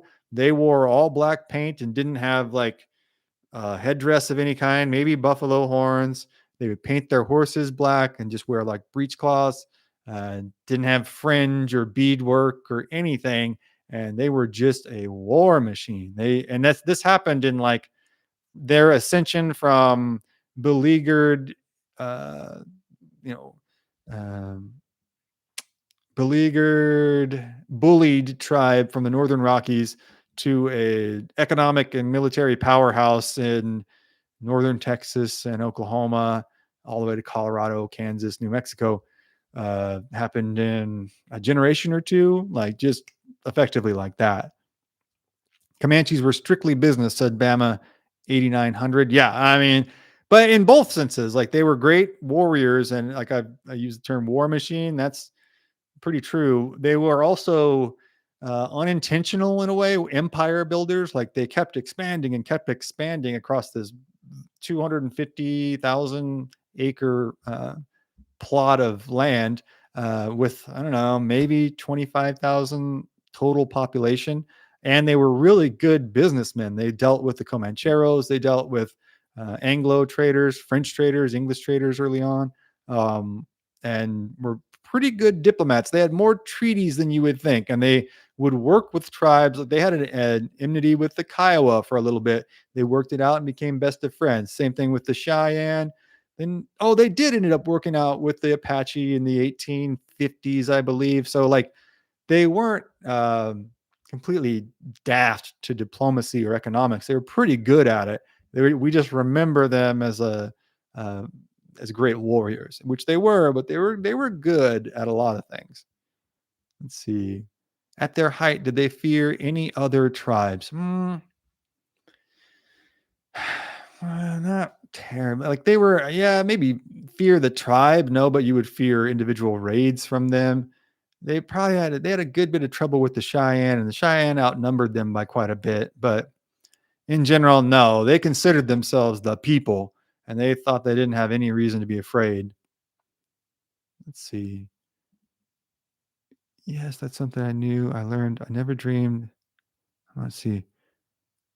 Um, oh, did Charles said they feared the man eaters? You're probably referring to the Tonkawa. They they really hated them, but I don't know if they feared them. Uh, uh, Herman Lehman has a great account of being on a raiding party, a war party, really against the Tonkawa, and they come upon them supposedly consuming the remains of a Comanche warrior. I don't know if that's. I've read differing accounts there, whether they caught them or they, ambushed them on the trail. Either way, this makes them super mad, and they take down all the Tonkawa, then amputate their limbs, and then stack them up like firewood, and then light a fire. And he says they just loved watching them squirm around like grubs. And I mean, he'd just been adopted into the tribe like a couple of years earlier, so Herman took to this pretty quickly. But he writes about it even the way he's writing about it, 20 years on when he's been reintegrated into Texan or American society. There's this air of glee in him. He's like remembering it like, yeah, that was a great time. That was a good time watching the Tonkawa squirm around. The Tonkawa, did they practice cannibalism? Yes, yeah. They had several surrounding tribes weren't super happy with that. YouTube censored me, says Nick Sweeney. Well, let us know how, man. I'll contact the superiors ASAP. Fascinating to see a constant shift of power and territory amongst the tribes, so much more complex than they get credit for. Yeah, absolutely. And we have a kind of fixated view of the tribes in the areas that they first made contact with Europeans or Americans or however you want to quantify that. But and in general, most of the tribes had only been there a couple generations. Like the Blackfoot had kind of just got to northern plains. The Comanche had basically just got to Texas. It happened writ large across the continent. You're just seeing the latest people to push the people before them out and take this area over. It just happened. It's just again and again and again. It was a much more fluid landscape than we understand today. Let's see. They were not the command. Just to clarify, no, the Comanche were not consuming humans. They didn't even like eating horses. They kind of thought it was like a waste of resources. The Choctaw were? I don't know that, Bamadiana. If they are, yeah, I didn't know that. Go read Empire of the Summer Moon. Yeah, we talked about that earlier, but it's a mandatory read. I believe they were pretty close to having a written language, Bama says. Not the Comanche. I might be missing a chat up here. Let's see. Where would I leave off here? Okay. Fascinating. Okay, we got that. Boy, there's a lot of them pouring in, guys. So give me a second here. Where did most of the Comanche live today? In Oklahoma. The reservations and the headquarters is in Oklahoma. I believe Lawton, Oklahoma, but they have an official tribal website and everything. That is why the idea of giving the land back is stupid. They took it from each other. Yeah, I get what you're saying. I get what you mean. It is like, right. It is a far more complex topic than most people understand. That is one of the Choctaw are one of the four main tribes of Alabama. I wasn't aware that there was any human consumption in the Choctaw, though. But there was a good amount of tribes that practiced it. Not as many as I think some people might be uh, inclined to think, but it wasn't unheard of. But I mean, the practice was sometimes it was understandable, I guess we could say, in survival situations. Like how many times did something like the Donner Party play out before there was any European contact? But it was certainly stigmatized because you can see stories like the Wendigo from the Northeast was supposed to be a consequence of consuming humans, where the person would kind of transform. It was like a werewolf situation where the person would transform into the Wendigo, and which is this horrific skeletal decomposing monster. And they would transform into that and out of that and be insatiable with their desire for consumption of humans. And that was a condition or an affliction brought on by their initial cannibalism, I think we can say. Let's see. So it was generally frowned upon.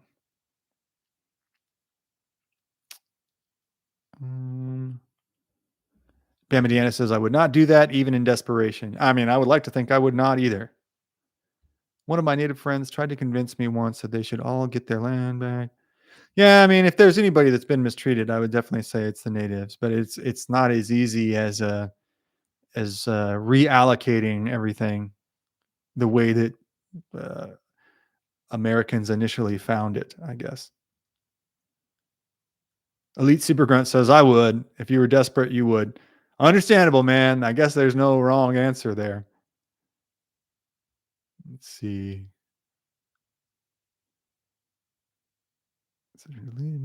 Okay. I think I'm seeing all the chats here. Okay, so I'm caught up. Anybody have any questions about the Parker Fort raid? About anything else we've covered? The Blackfoot we've covered this weekend. Oh yeah, I haven't put the promo post up yet, but as soon as I get done with this, I just got the episode back from the editor, so I'll be posting our next episode tonight. If you're a member, you'll get it early. If not, you'll get it at 8 p.m. Eastern tomorrow. So fret not, it'll be available soon. Any artillery at the Parker Fort? No, just guns. Just like or just pews. I don't know. They had ports though. It was pretty solidly fortified. It was a staunch defensive position. They just didn't close the gates. Like the gates were left wide open, and everybody was out in the fields. Oh, and I forgot to mention there were more survivors because this is, nobody really explains exactly how this happens, but several of the men that had been out in the fields were able to hide, and then somehow they must have had rifles with them or something, but then they charged back into the fort and drove the remaining Comanches off and saved a couple of the people that they were about to take, that the Comanches were about to run off with. But that's always explained in a very muddled kind of way. Like, I don't understand how they were hiding in the field. They were, but it's not explained in a very cogent manner in several sources. Even S.E. Gwynn says, I don't know how they did this, but they did it. Let's see. Go look at the council house fight and what the Comanche did to 16-year-old Matilda Lockhart. Yeah, we talked about the council house fight a little. We might do a full live stream on it because I think Texas history, there's the Alamo for sure, but Texas history can be marked before the council house fight. At least Texas history in regards to the Comanche can be marked before and after the council house fight. And it's a much more complex event than I think most people realize. I was actually surprised to find that there wasn't a consensus on what happened to Matilda Lockhart. Some sources say that her nose had been mutilated, and some don't mention it. I think it's Mary Maverick's primary account who says that it was indeed misformed, that the Comanche had mutilated it. But I didn't, there's not, it is still a modern day, a contentious issue. Some people say that she had indeed had that afflicted upon her, and some say that she had not. But either way, she had been grievously maltreated.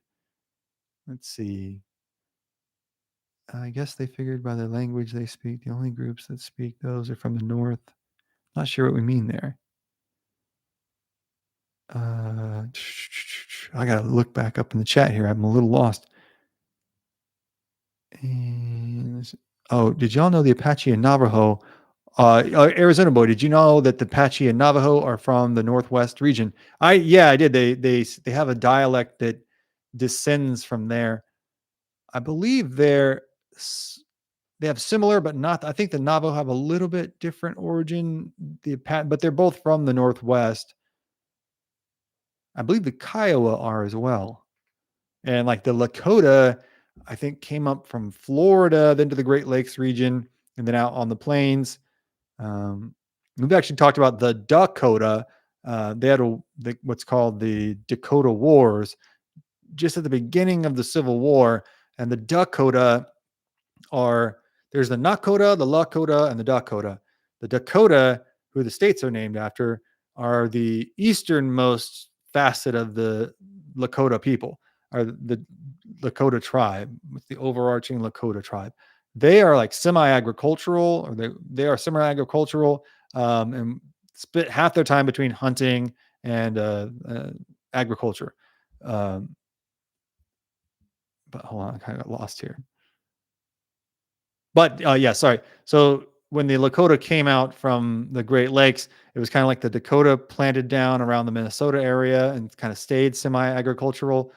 They were all semi-agricultural for a while, and then the Nakota and the Lakota kept going farther out and farther out on the plains, and eventually we were just like, we don't need agriculture.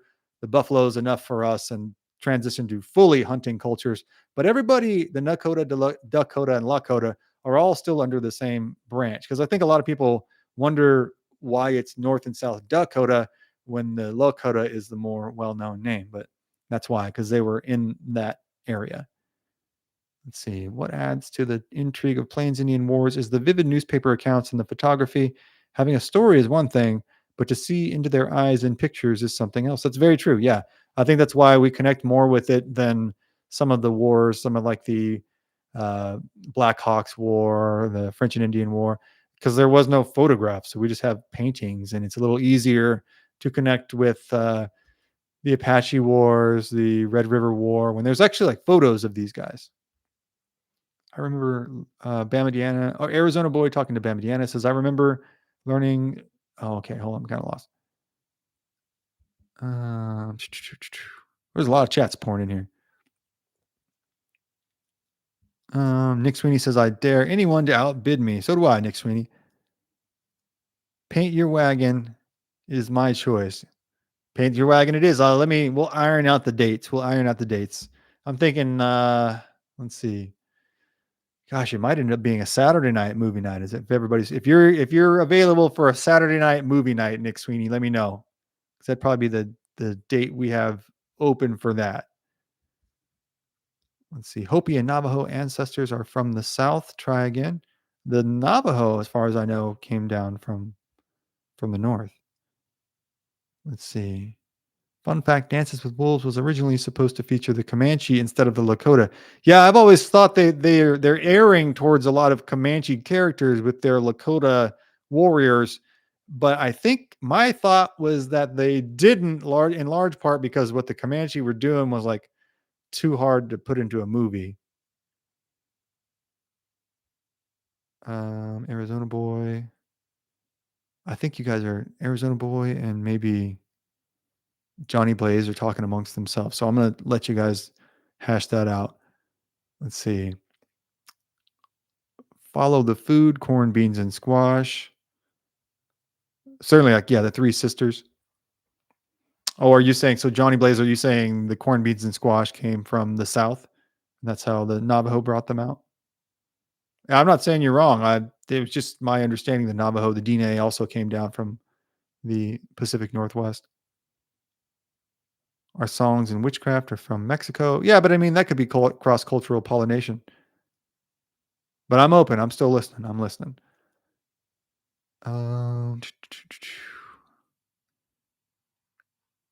Nick Sweeney message retracted. What happened, Nick Sweeney? We step out a little too far. Let's see. Um, Science would like to differ, says Elite Super Grunt. We got some disagreement on the the origins of the Hopi and the Navajo peoples. Let's see. Elite Super Grunt says, I think I could say this. Okay. I thought that natives would scar a woman's face to mark that she was a 304. What is Yeah, okay. So if you're not familiar with 304, it's an internet term. It means you'd have to type 304 in a calculator and turn it upside down. It would give you the word that Elite Super Grunt is talking about. Now, but I want to address this because when they found Cynthia Ann, she in fact did have scars on her arms, and I don't know about her face, but she did have scars on her arms. And a couple other women who had been repatriated from tribes had similar markings. And they would ask, "Well, what happened to you? Are these from abuse?" And they would say, "No, these are from mourning, because when a warrior they knew, or someone they were close to, was unalived in a battle, they would ceremoniously cut their hair and mutilate themselves with pretty deep cuts on their limbs, sometimes resulting in mortal injuries. But so then they would have scars. But that was a common thing amongst many Plains tribes. Anytime the woman had experienced a significant loss, it would be a horrifying thing in a village after a loss, for sure. Just wailing and moaning, and the biblical term wailing and gnashing of teeth would certainly apply there. And then also mutilation. Archaeology and linguistics proves my statement to be true. I think we're still talking about the origins of the Hopi and the Navajo. Nick Sweeney says it's a long movie. Paint Your Wagon's a long movie. How long is Paint Your Wagon? Is it like 4 hours long? Let me see. Paint Your Wagon. 1969 film is 2 hours and 44 minutes long. Okay, all right. Well, you called it, man. So you call it. That's the rules. $50, and you get to pick it. Let's see. Paint Your Wagon is a great movie. Yeah, I've only seen it in like snippets on AMC, so I'm excited to watch it. Nick Sweeney, let me know if you are available for a Saturday night movie night, and we will make it happen. We'll find a night that works for you because you picked it. Charles Smith says Reckless Kelly. Great band. Great band. Ken Fox, you're saying this is your favorite horror channel? Yeah. History and horror are sometimes inextricably linked. Let's see. And Nick Sweeney, I've never heard the term honkin' long movie, but hey, maybe it'll be a new thing.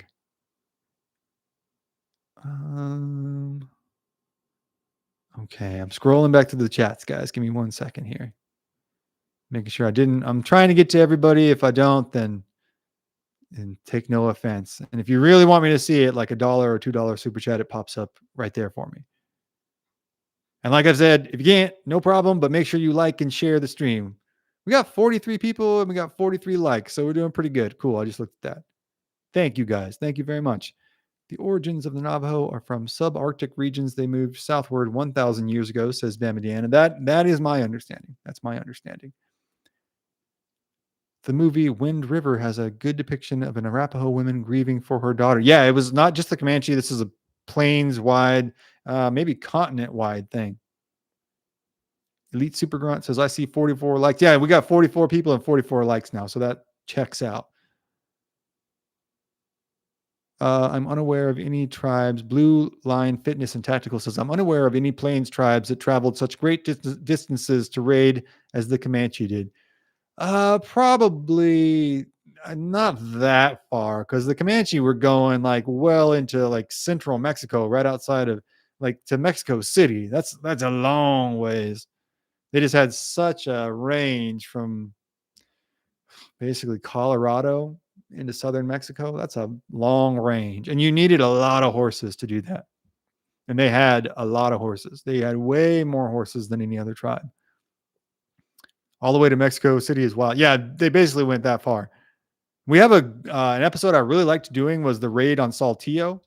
So if you guys haven't seen that one, go check that out from maybe 2 years ago. But the Comanche go way into Mexico to the city called Saltillo and surround it and take the place over. It's crazy. Whenever's good for the most of us will please me. I'll do my best to make it punctually. All right, let's plan on Saturday night then, because I know that'll fit right between our episodes and everything. And hopefully everybody will have the most free time on a Saturday night. Stephen Green says, I'm late again, but it's lunch in Cebu, Philippines. No problem, man. Glad to have you. I think you might be our first Filipino listener. So glad to have you here. Let's see. Well, the horse helped out. Yeah, if you're talking about the Comanche raiding into Mexico, and they just had so many they could keep switching them out. Winter Hawk is a good movie. I haven't heard of Winter Hawk. What is that about? Ken Fox. Blue Line Fitness says it's insane how far they were able to raid and ride. Yeah, it's nuts. And especially like, well, they only got the horse relatively recently and they just took off with it. Let's see. Scrolling through here. Okay, I think I'm caught up on the chats. The Philippines says Elite Super Grunt. I had a friend that lived in the Philippines for a while. I've heard good things. Never had Jollibee, though I'd like to have some. Are you a fan of Jollibee, Stephen Green? It's supposed to be legitimately good, right? Have heard reports of the Comanche raiding so far into South America. They describe some sort of primates they observed. Yeah, I mean, I don't know if it was South America, but I think it was like on the Yucatan Peninsula, even I've heard. Where yeah, they were describing animals where like you wouldn't have been able to describe that unless you were there. Like they saw local animals and they came back and they're like, you never believe what we saw. So they went way down there. Let's see. Yeah, you're right. It might have been, I'm just thinking off the top of my head, but it was, I think, well south of Mexico City. Because you're right. They were coming back with reports. I don't know if they were monkeys, but they were coming back with reports. They very well may have been. But you would have had to been there to see it. Ken Fox says it's an Indian movie. Right. But I mean, is it about Winter Hawk is a Indian movie? Is it about like what tribe or what time period? Stephen Green says, I'm actually a white guy, American, but my nephews are here watching. They are hoping for an episode on Billy the Kid. Well, what's up, Stephen Green's nephew? Yeah, we actually have a couple episodes on Billy the Kid. If you go back, we have one, the Blackwater Massacre, a couple other ones, and I can't remember off the top of my head, but they're from a year and a half ago. They were good ones too. They were fun to make. And what's up, man? Good to see you. Glad you have your nephews with you. What's up, guys? There's a lot of Americans living in the Philippines, right? Like I said, my buddy was there and had a great time. Apocalypto is a good movie. It's, in my opinion, a great movie. I think it's a masterpiece. Let's see. I only like Jollibee fried chicken, says Stephen Green. You know what? I would probably, yeah, I probably would just like their fried chicken, but it looks really good.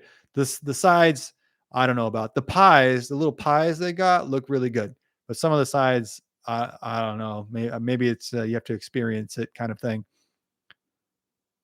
I only like, okay, got that. Saturday's a long way off. Somebody might outbid me by then. No, no, no. You've already made it. You've got it. You're in. So Saturday is your day, Nick Sweeney. It'll be International Nick Sweeney Day here at HOKC. I have fond but fairly inebriated memories of the Philippines, says Clock Cutter. It sounds like a lot of people have those. Let's see.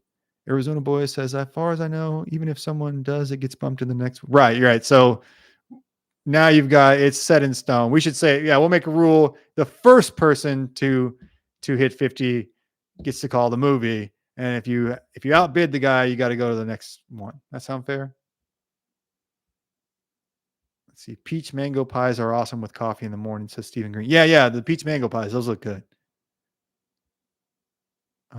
That's like seriously, I those are stuck in my brain. I would really like to have one of those. Anyone familiar with the film Dead Man's Walk? I am not familiar with that. Bama 8900. Let's see. Uh, Making sure I didn't try not to miss anybody. Okay, I think I'm caught up. So we're coming up on the 2 hour mark. Anybody have any other questions about anything we talked about or anything that's coming up? Like I said, our episode, the 10 deadliest battles, I think it's what's called. I get so many going. In the Old West history is coming out tomorrow, or it'll be tonight if you remember. So stay tuned for that. We'll still have live streams tomorrow. Don't worry. Don't worry. What else am I trying to think of? Oh, I wanted to run a poll here and see what is the best start time for y'all. Cause I'm thinking about going to 8 p.m. Eastern, because that's when our episodes come out. So I thought like maybe there'd be a little more continuity there. But let's ask, what time is best for nighttime streams? So I'm going to say 8 p.m. Eastern. I'm going to have to give you guys all Eastern times for brevity's sake. p.m. Eastern. And I'll say 10 p.m. Eastern. Oh my gosh, we have a $51 super chat from Nick. Wow, Nick Sweeney, you're literally outdoing yourself. Thank you so much, man. So you're going to pick the next movie as well. Thank you so much. That is so generous of you, Nick Sweeney. We know we give you a hard time, but it's out of love, man. It's out of love. Thank you so much. That's so helpful, really. So I guess you get to call 2 movies in a row. Nick Sweeney is monopolizing the movie market here. Wow, thanks, man. That's awesome. Quanah wasn't a chief, just a well-liked person, says Indian Wildcat. I mean, like, kinda, yeah. Like he wasn't. There weren't like. It's hard to call a Comanche chief a chief. It's just like, yeah, a well-liked, respected warrior. But they didn't have. They had guys that they would send to negotiate and stuff. But yeah, that's kind of true. Question: when is the one ship challenge, Bamadiana? That one really freaks me out, Bamadiana. We'll let me toss that around in the old thinker a little bit. Thank you so much. I love your show, says Happy Cappy with a $5 super chat. Thank you so much, Cappy Cappy. Thank you. That's what makes it possible for me to do this. So really, thank you guys so much. You need to set a deadline for the bids, says Elite Super Grunt. Yeah, all right. Let's see. For this night though, I feel like we got to hook Nick Sweeney up because he kind of like came in big time. In the future, I'll say first to 50. How about that?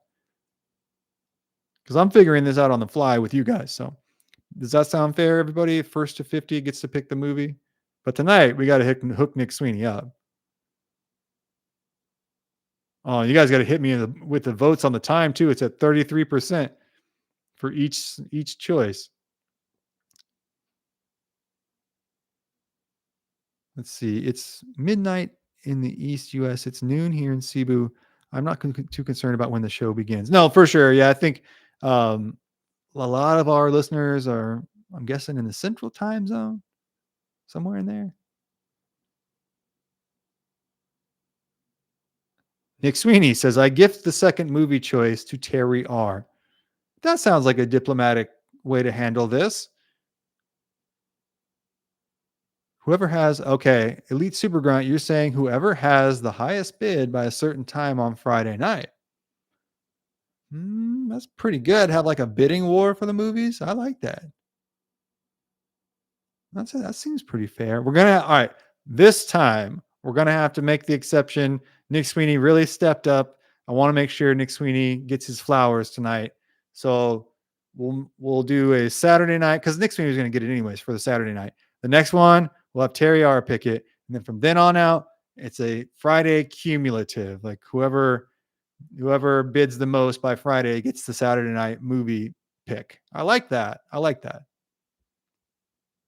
You got to learn how to grift to get the most revenue. Come on, bro, says Elite Super Grunt. I know, bro. I get it, but it takes experience too. I'm not good at the grift. I'm just not born with that. Let's see. It doesn't matter to me. Okay, yeah. Arizona boy, you're in the unchanging time zone anyways. But yeah, okay. From here on out, that'll be the rule. We'll do a bidding war until Friday, and whoever has the highest bid picks the movie. Let's see. Let me check the time slot real quick. Again, thank you so much, Nick Sweeney, and thank you all you guys. We're not done yet, but thank you all for all the support. We're getting more and more people showing up to this. I think they're really fun. I love talking about all this stuff with y'all, and I love learning. And I love, also in the middle of the grift here, love the HOKC coffee cup. I really do have to take a drink. I hate having to specify that so much, but I really do want some coffee. But great coffee cup. Sounds like they're coming next week in 10 days, maybe 2 weeks, depending on how fast we can get them. But we got the revisions in. This is our prototype. It's serious. It's a nice heavy coffee cup. I like it. But we're still enemies. He's still enemies with Terry R, says Nick Sweeney. I know, but that's like Reynold McKenzie respecting Quanah. It's like there's a level of respect between worthy opponents. Let's see.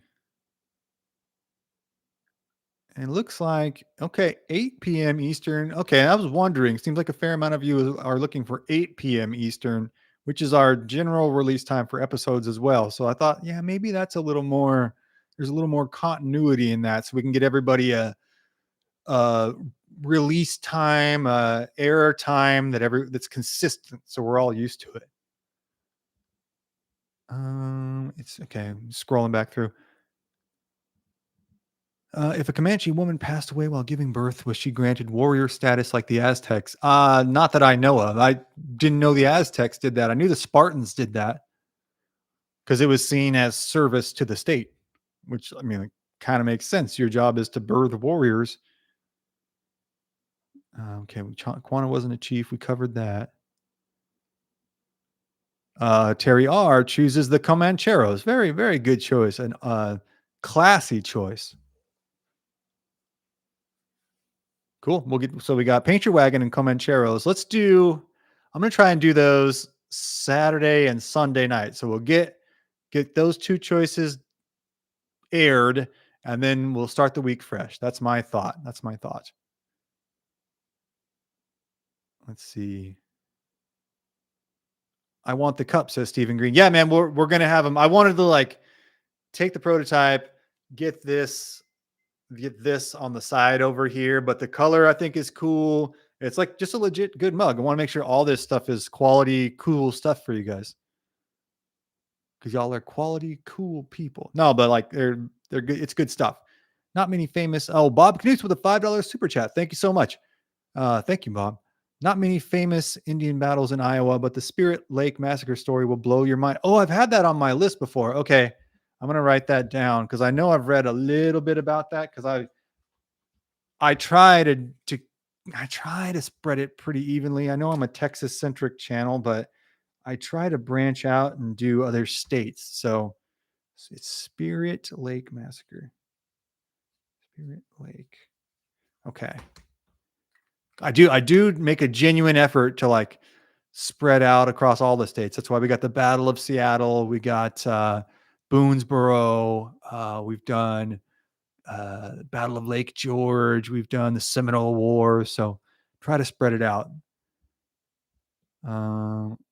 Let's see.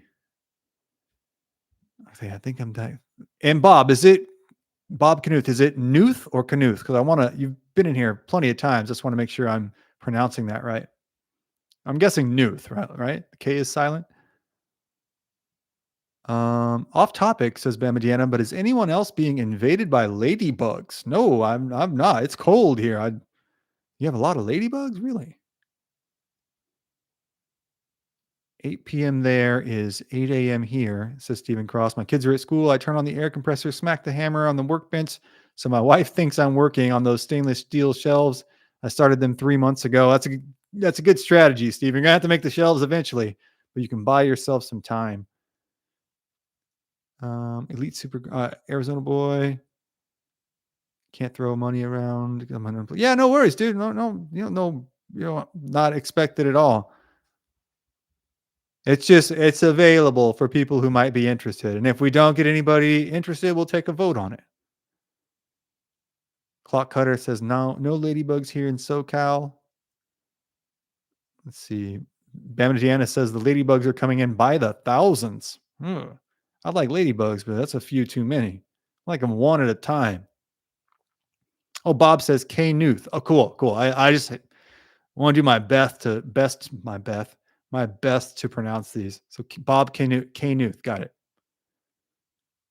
Bama says, oh, Bama, but Bama 8900 says we are swamped with ladybugs here, but you're also in Bama. So maybe it's just maybe ladybugs just like Bama.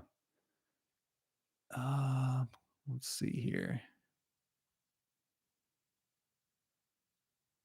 Nick Sweeney says, I respect Terry R, but I'm still going to have to stampede his horses. That's fair. Seems like you and Terry R got a bone to pick. That's going to be a long-standing rivalry. It seems like we've been going back and forth here for a while. So I like it, boys. Let's do it. It's boring if everybody gets along. Maybe that's just my ADD brain, but it is, right?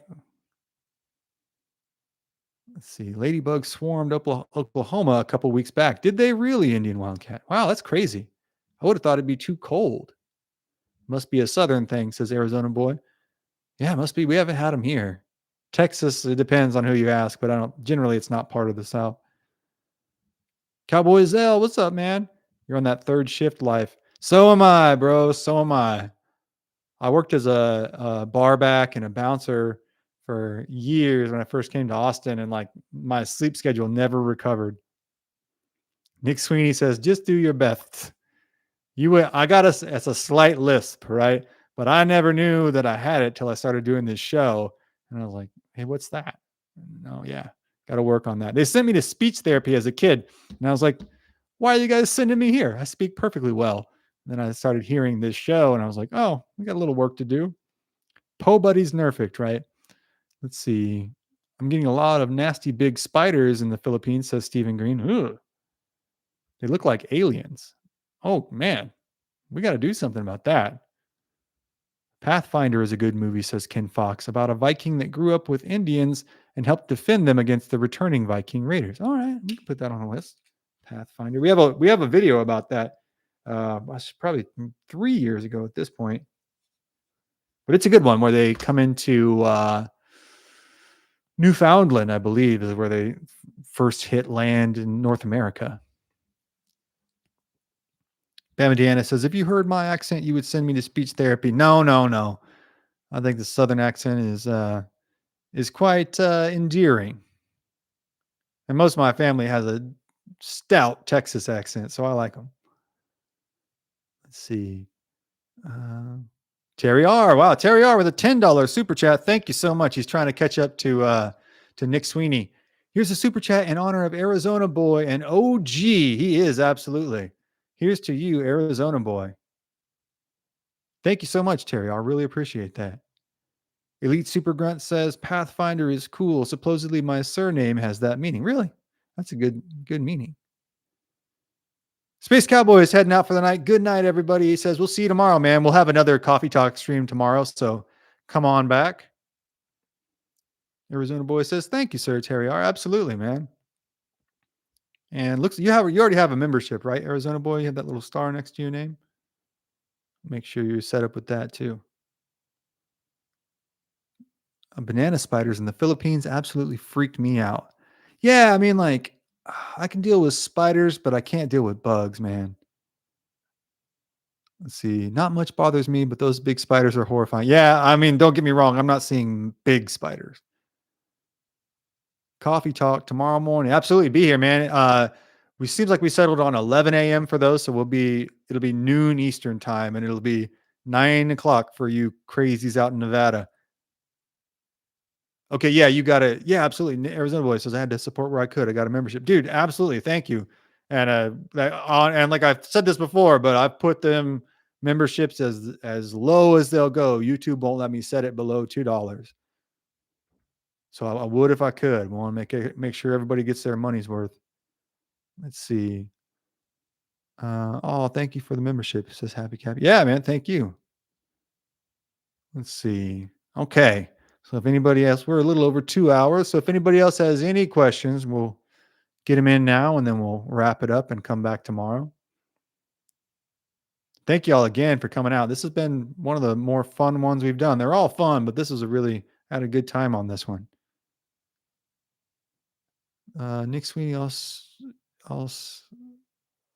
Terry R. I don't know if I can read that out loud. We're going back and forth between Nick Sweeney, but I can't make that one public. I think it'll get me in trouble. Let's see. Cosmic Bliss says, I love your voice. Oh, thank you very much. Thank you. My grandpa had a cool voice. I don't know if I have a cool voice, but my grandpa had a really good voice and my dad does. So I don't know. Nobody ever, my grandpa called me a mush-mouthed SOB when I was growing up. So I'm just trying to enunciate. I always hear his voice in my ear telling me to enunciate. What is your average viewer count for a live stream? During the live stream, it seems right now, 40 to 60 people watching. And then in total, 1,200 to 3,000 in total, 1,200 to 2,500.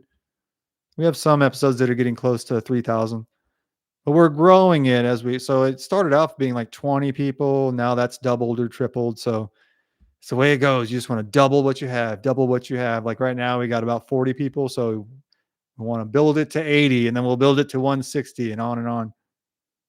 Let's see. The OGs I can remember, Arizona Boy says the OGs I can remember are Short Stories by Kate, Pet Detectives, Nick Sweeney, Space Cowboy, Pennsylvania Plowboy, Terry R, and Elite Super Grunt.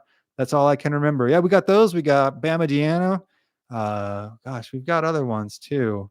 Now you're putting me on the spot. James, we've got, I'm trying to think of who else. Several others, but I'm just being put in the spotlight right now, so they're fleeing my mind.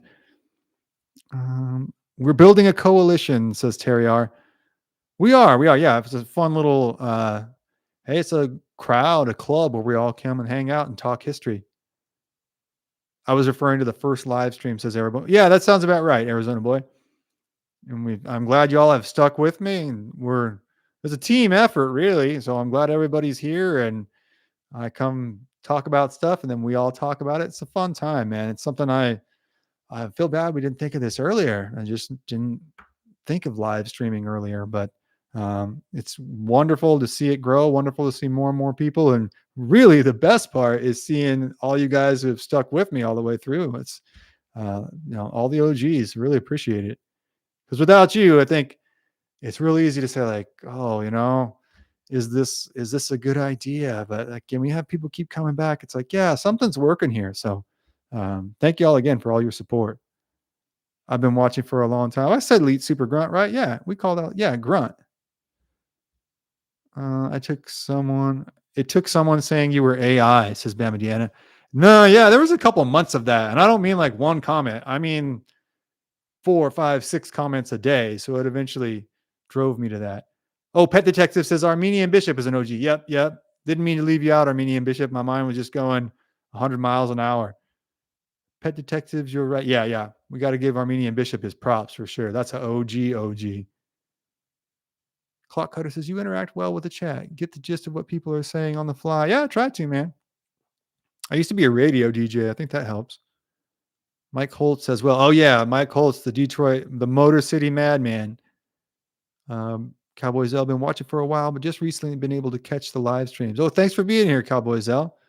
These are just good additions. Some people think that like the whole channel is all live streams. It's like, oh, this is just a bunch of stuff I've been holding in my brain, and figured we could share it. And if the episodes are the bricks, these are the live streams are the mortar, where we just kind of fill in the gaps of the episodes. Let's see. Nick Sweeney says, Terry R, you're no good. Go away. And hey, we need everybody we can get, Nick Sweeney. We need everybody we can get. So we'll figure out a way to get along. But I'm glad there's fighting amongst brothers here, and that makes for a strong family. Let's see. All right. Any other questions you want to get in before we call it a night? And like I said, come on back for our regularly scheduled live stream tomorrow. Hopefully we'll have 2, depending on the episode will come out at I guess we'll release the episode, so there won't be a live stream tomorrow night. So come on back for the coffee chat tomorrow at noon, and then we'll do back to our regular live streaming schedule on, what's it going to be? Friday. Okay. Week has gone by fast, right? All right. I'm going to check the chat one more time, and then I'm going to get out of here and go post that episode and finish the next one. Let's see. Remember that one girl who flipped out about these streams thinking yeah, man. Was it you that put the little laughy face next to the comment? Because I was just like, I say it all the time, like, no, it's a regular programming schedule. And she was just not happy. She was not happy at all. Let's see. I always thought you were an older gentleman. Your voice is different live compared to the early episodes. Yeah, I just have a different mic. I started with a $60 snowball mic, and then I got this number here a little later. Yeah, I guess my voice, I don't know. I always think, I don't know, man. I don't really think about my voice, but I guess it does sound kind of older. Dang right, I laughed at her in the comments. Yeah, I mean, I get it. I can't laugh, right? I got to be cordial, but yeah, I was kind of like, wow, she's very upset. She was mad. Are you still on all the word that rhymes with rugs? That's not what I said. Okay. Well, I was trying to censor it a little bit. He says, Nick Sweeney said to Terry R, you're no good without your horses. Oh, so he's saying I'm going to stampede your horses, Terry R, and then you are SOL, S out of luck. Well, I like it. We're seeing the tension escalate between these two. Maybe we can host like a charity boxing match or something. We can all get together. We'll have Nick Sweeney and Terry R do walkouts and like theme music and everything. Let's see. I got here late, says Troy. Oh, no worries, dude. Like we're kind of wrapping this up right now, but you can go watch the stream. It'll be up, and we'll be back tomorrow morning for a coffee talk. And we got a episode up.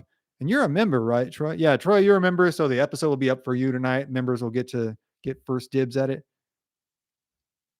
Terry R. Arizona Boy says, thank you again, Terry R. Night, y'all. Thanks again, Brandon. You're a man of the people for sure, says Arizona Boy. Thanks, man. Well, I appreciate y'all just as much, really. So thank y'all for tuning in. Elite Super Grunt says, meet up with a boxing exhibition. HOKC, meet up with a boxing exhibition.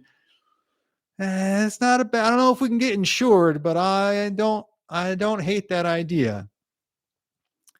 All right, guys. So we're going to wrap it up. And I'm going to go post this episode and figure out what our next live chat is going to be about tomorrow morning. So make sure you're here tomorrow, 12 p.m. Eastern, 9 a.m. Pacific. Oh, one last thing. I got to check the live chat poll. We are at 8 p.m. Eastern. So our next live chat, I'm going to start at 8 p.m. Eastern. So it'll come out the same time as episodes and everything. I think that'll be good. So everyone's used to 8 p.m. Eastern, 5 p.m. Pacific being the time that we go live with either a live stream or an episode. So cool. All right, guys, and go back to work for me. Y'all get some rest tonight, and we will see you tomorrow at the live stream and for the episode as well. Thank y'all again, seriously, for all your support. These are a blast. So looking forward to tomorrow. Y'all get some good sleep, and we'll see you then. All right, God bless. Bye.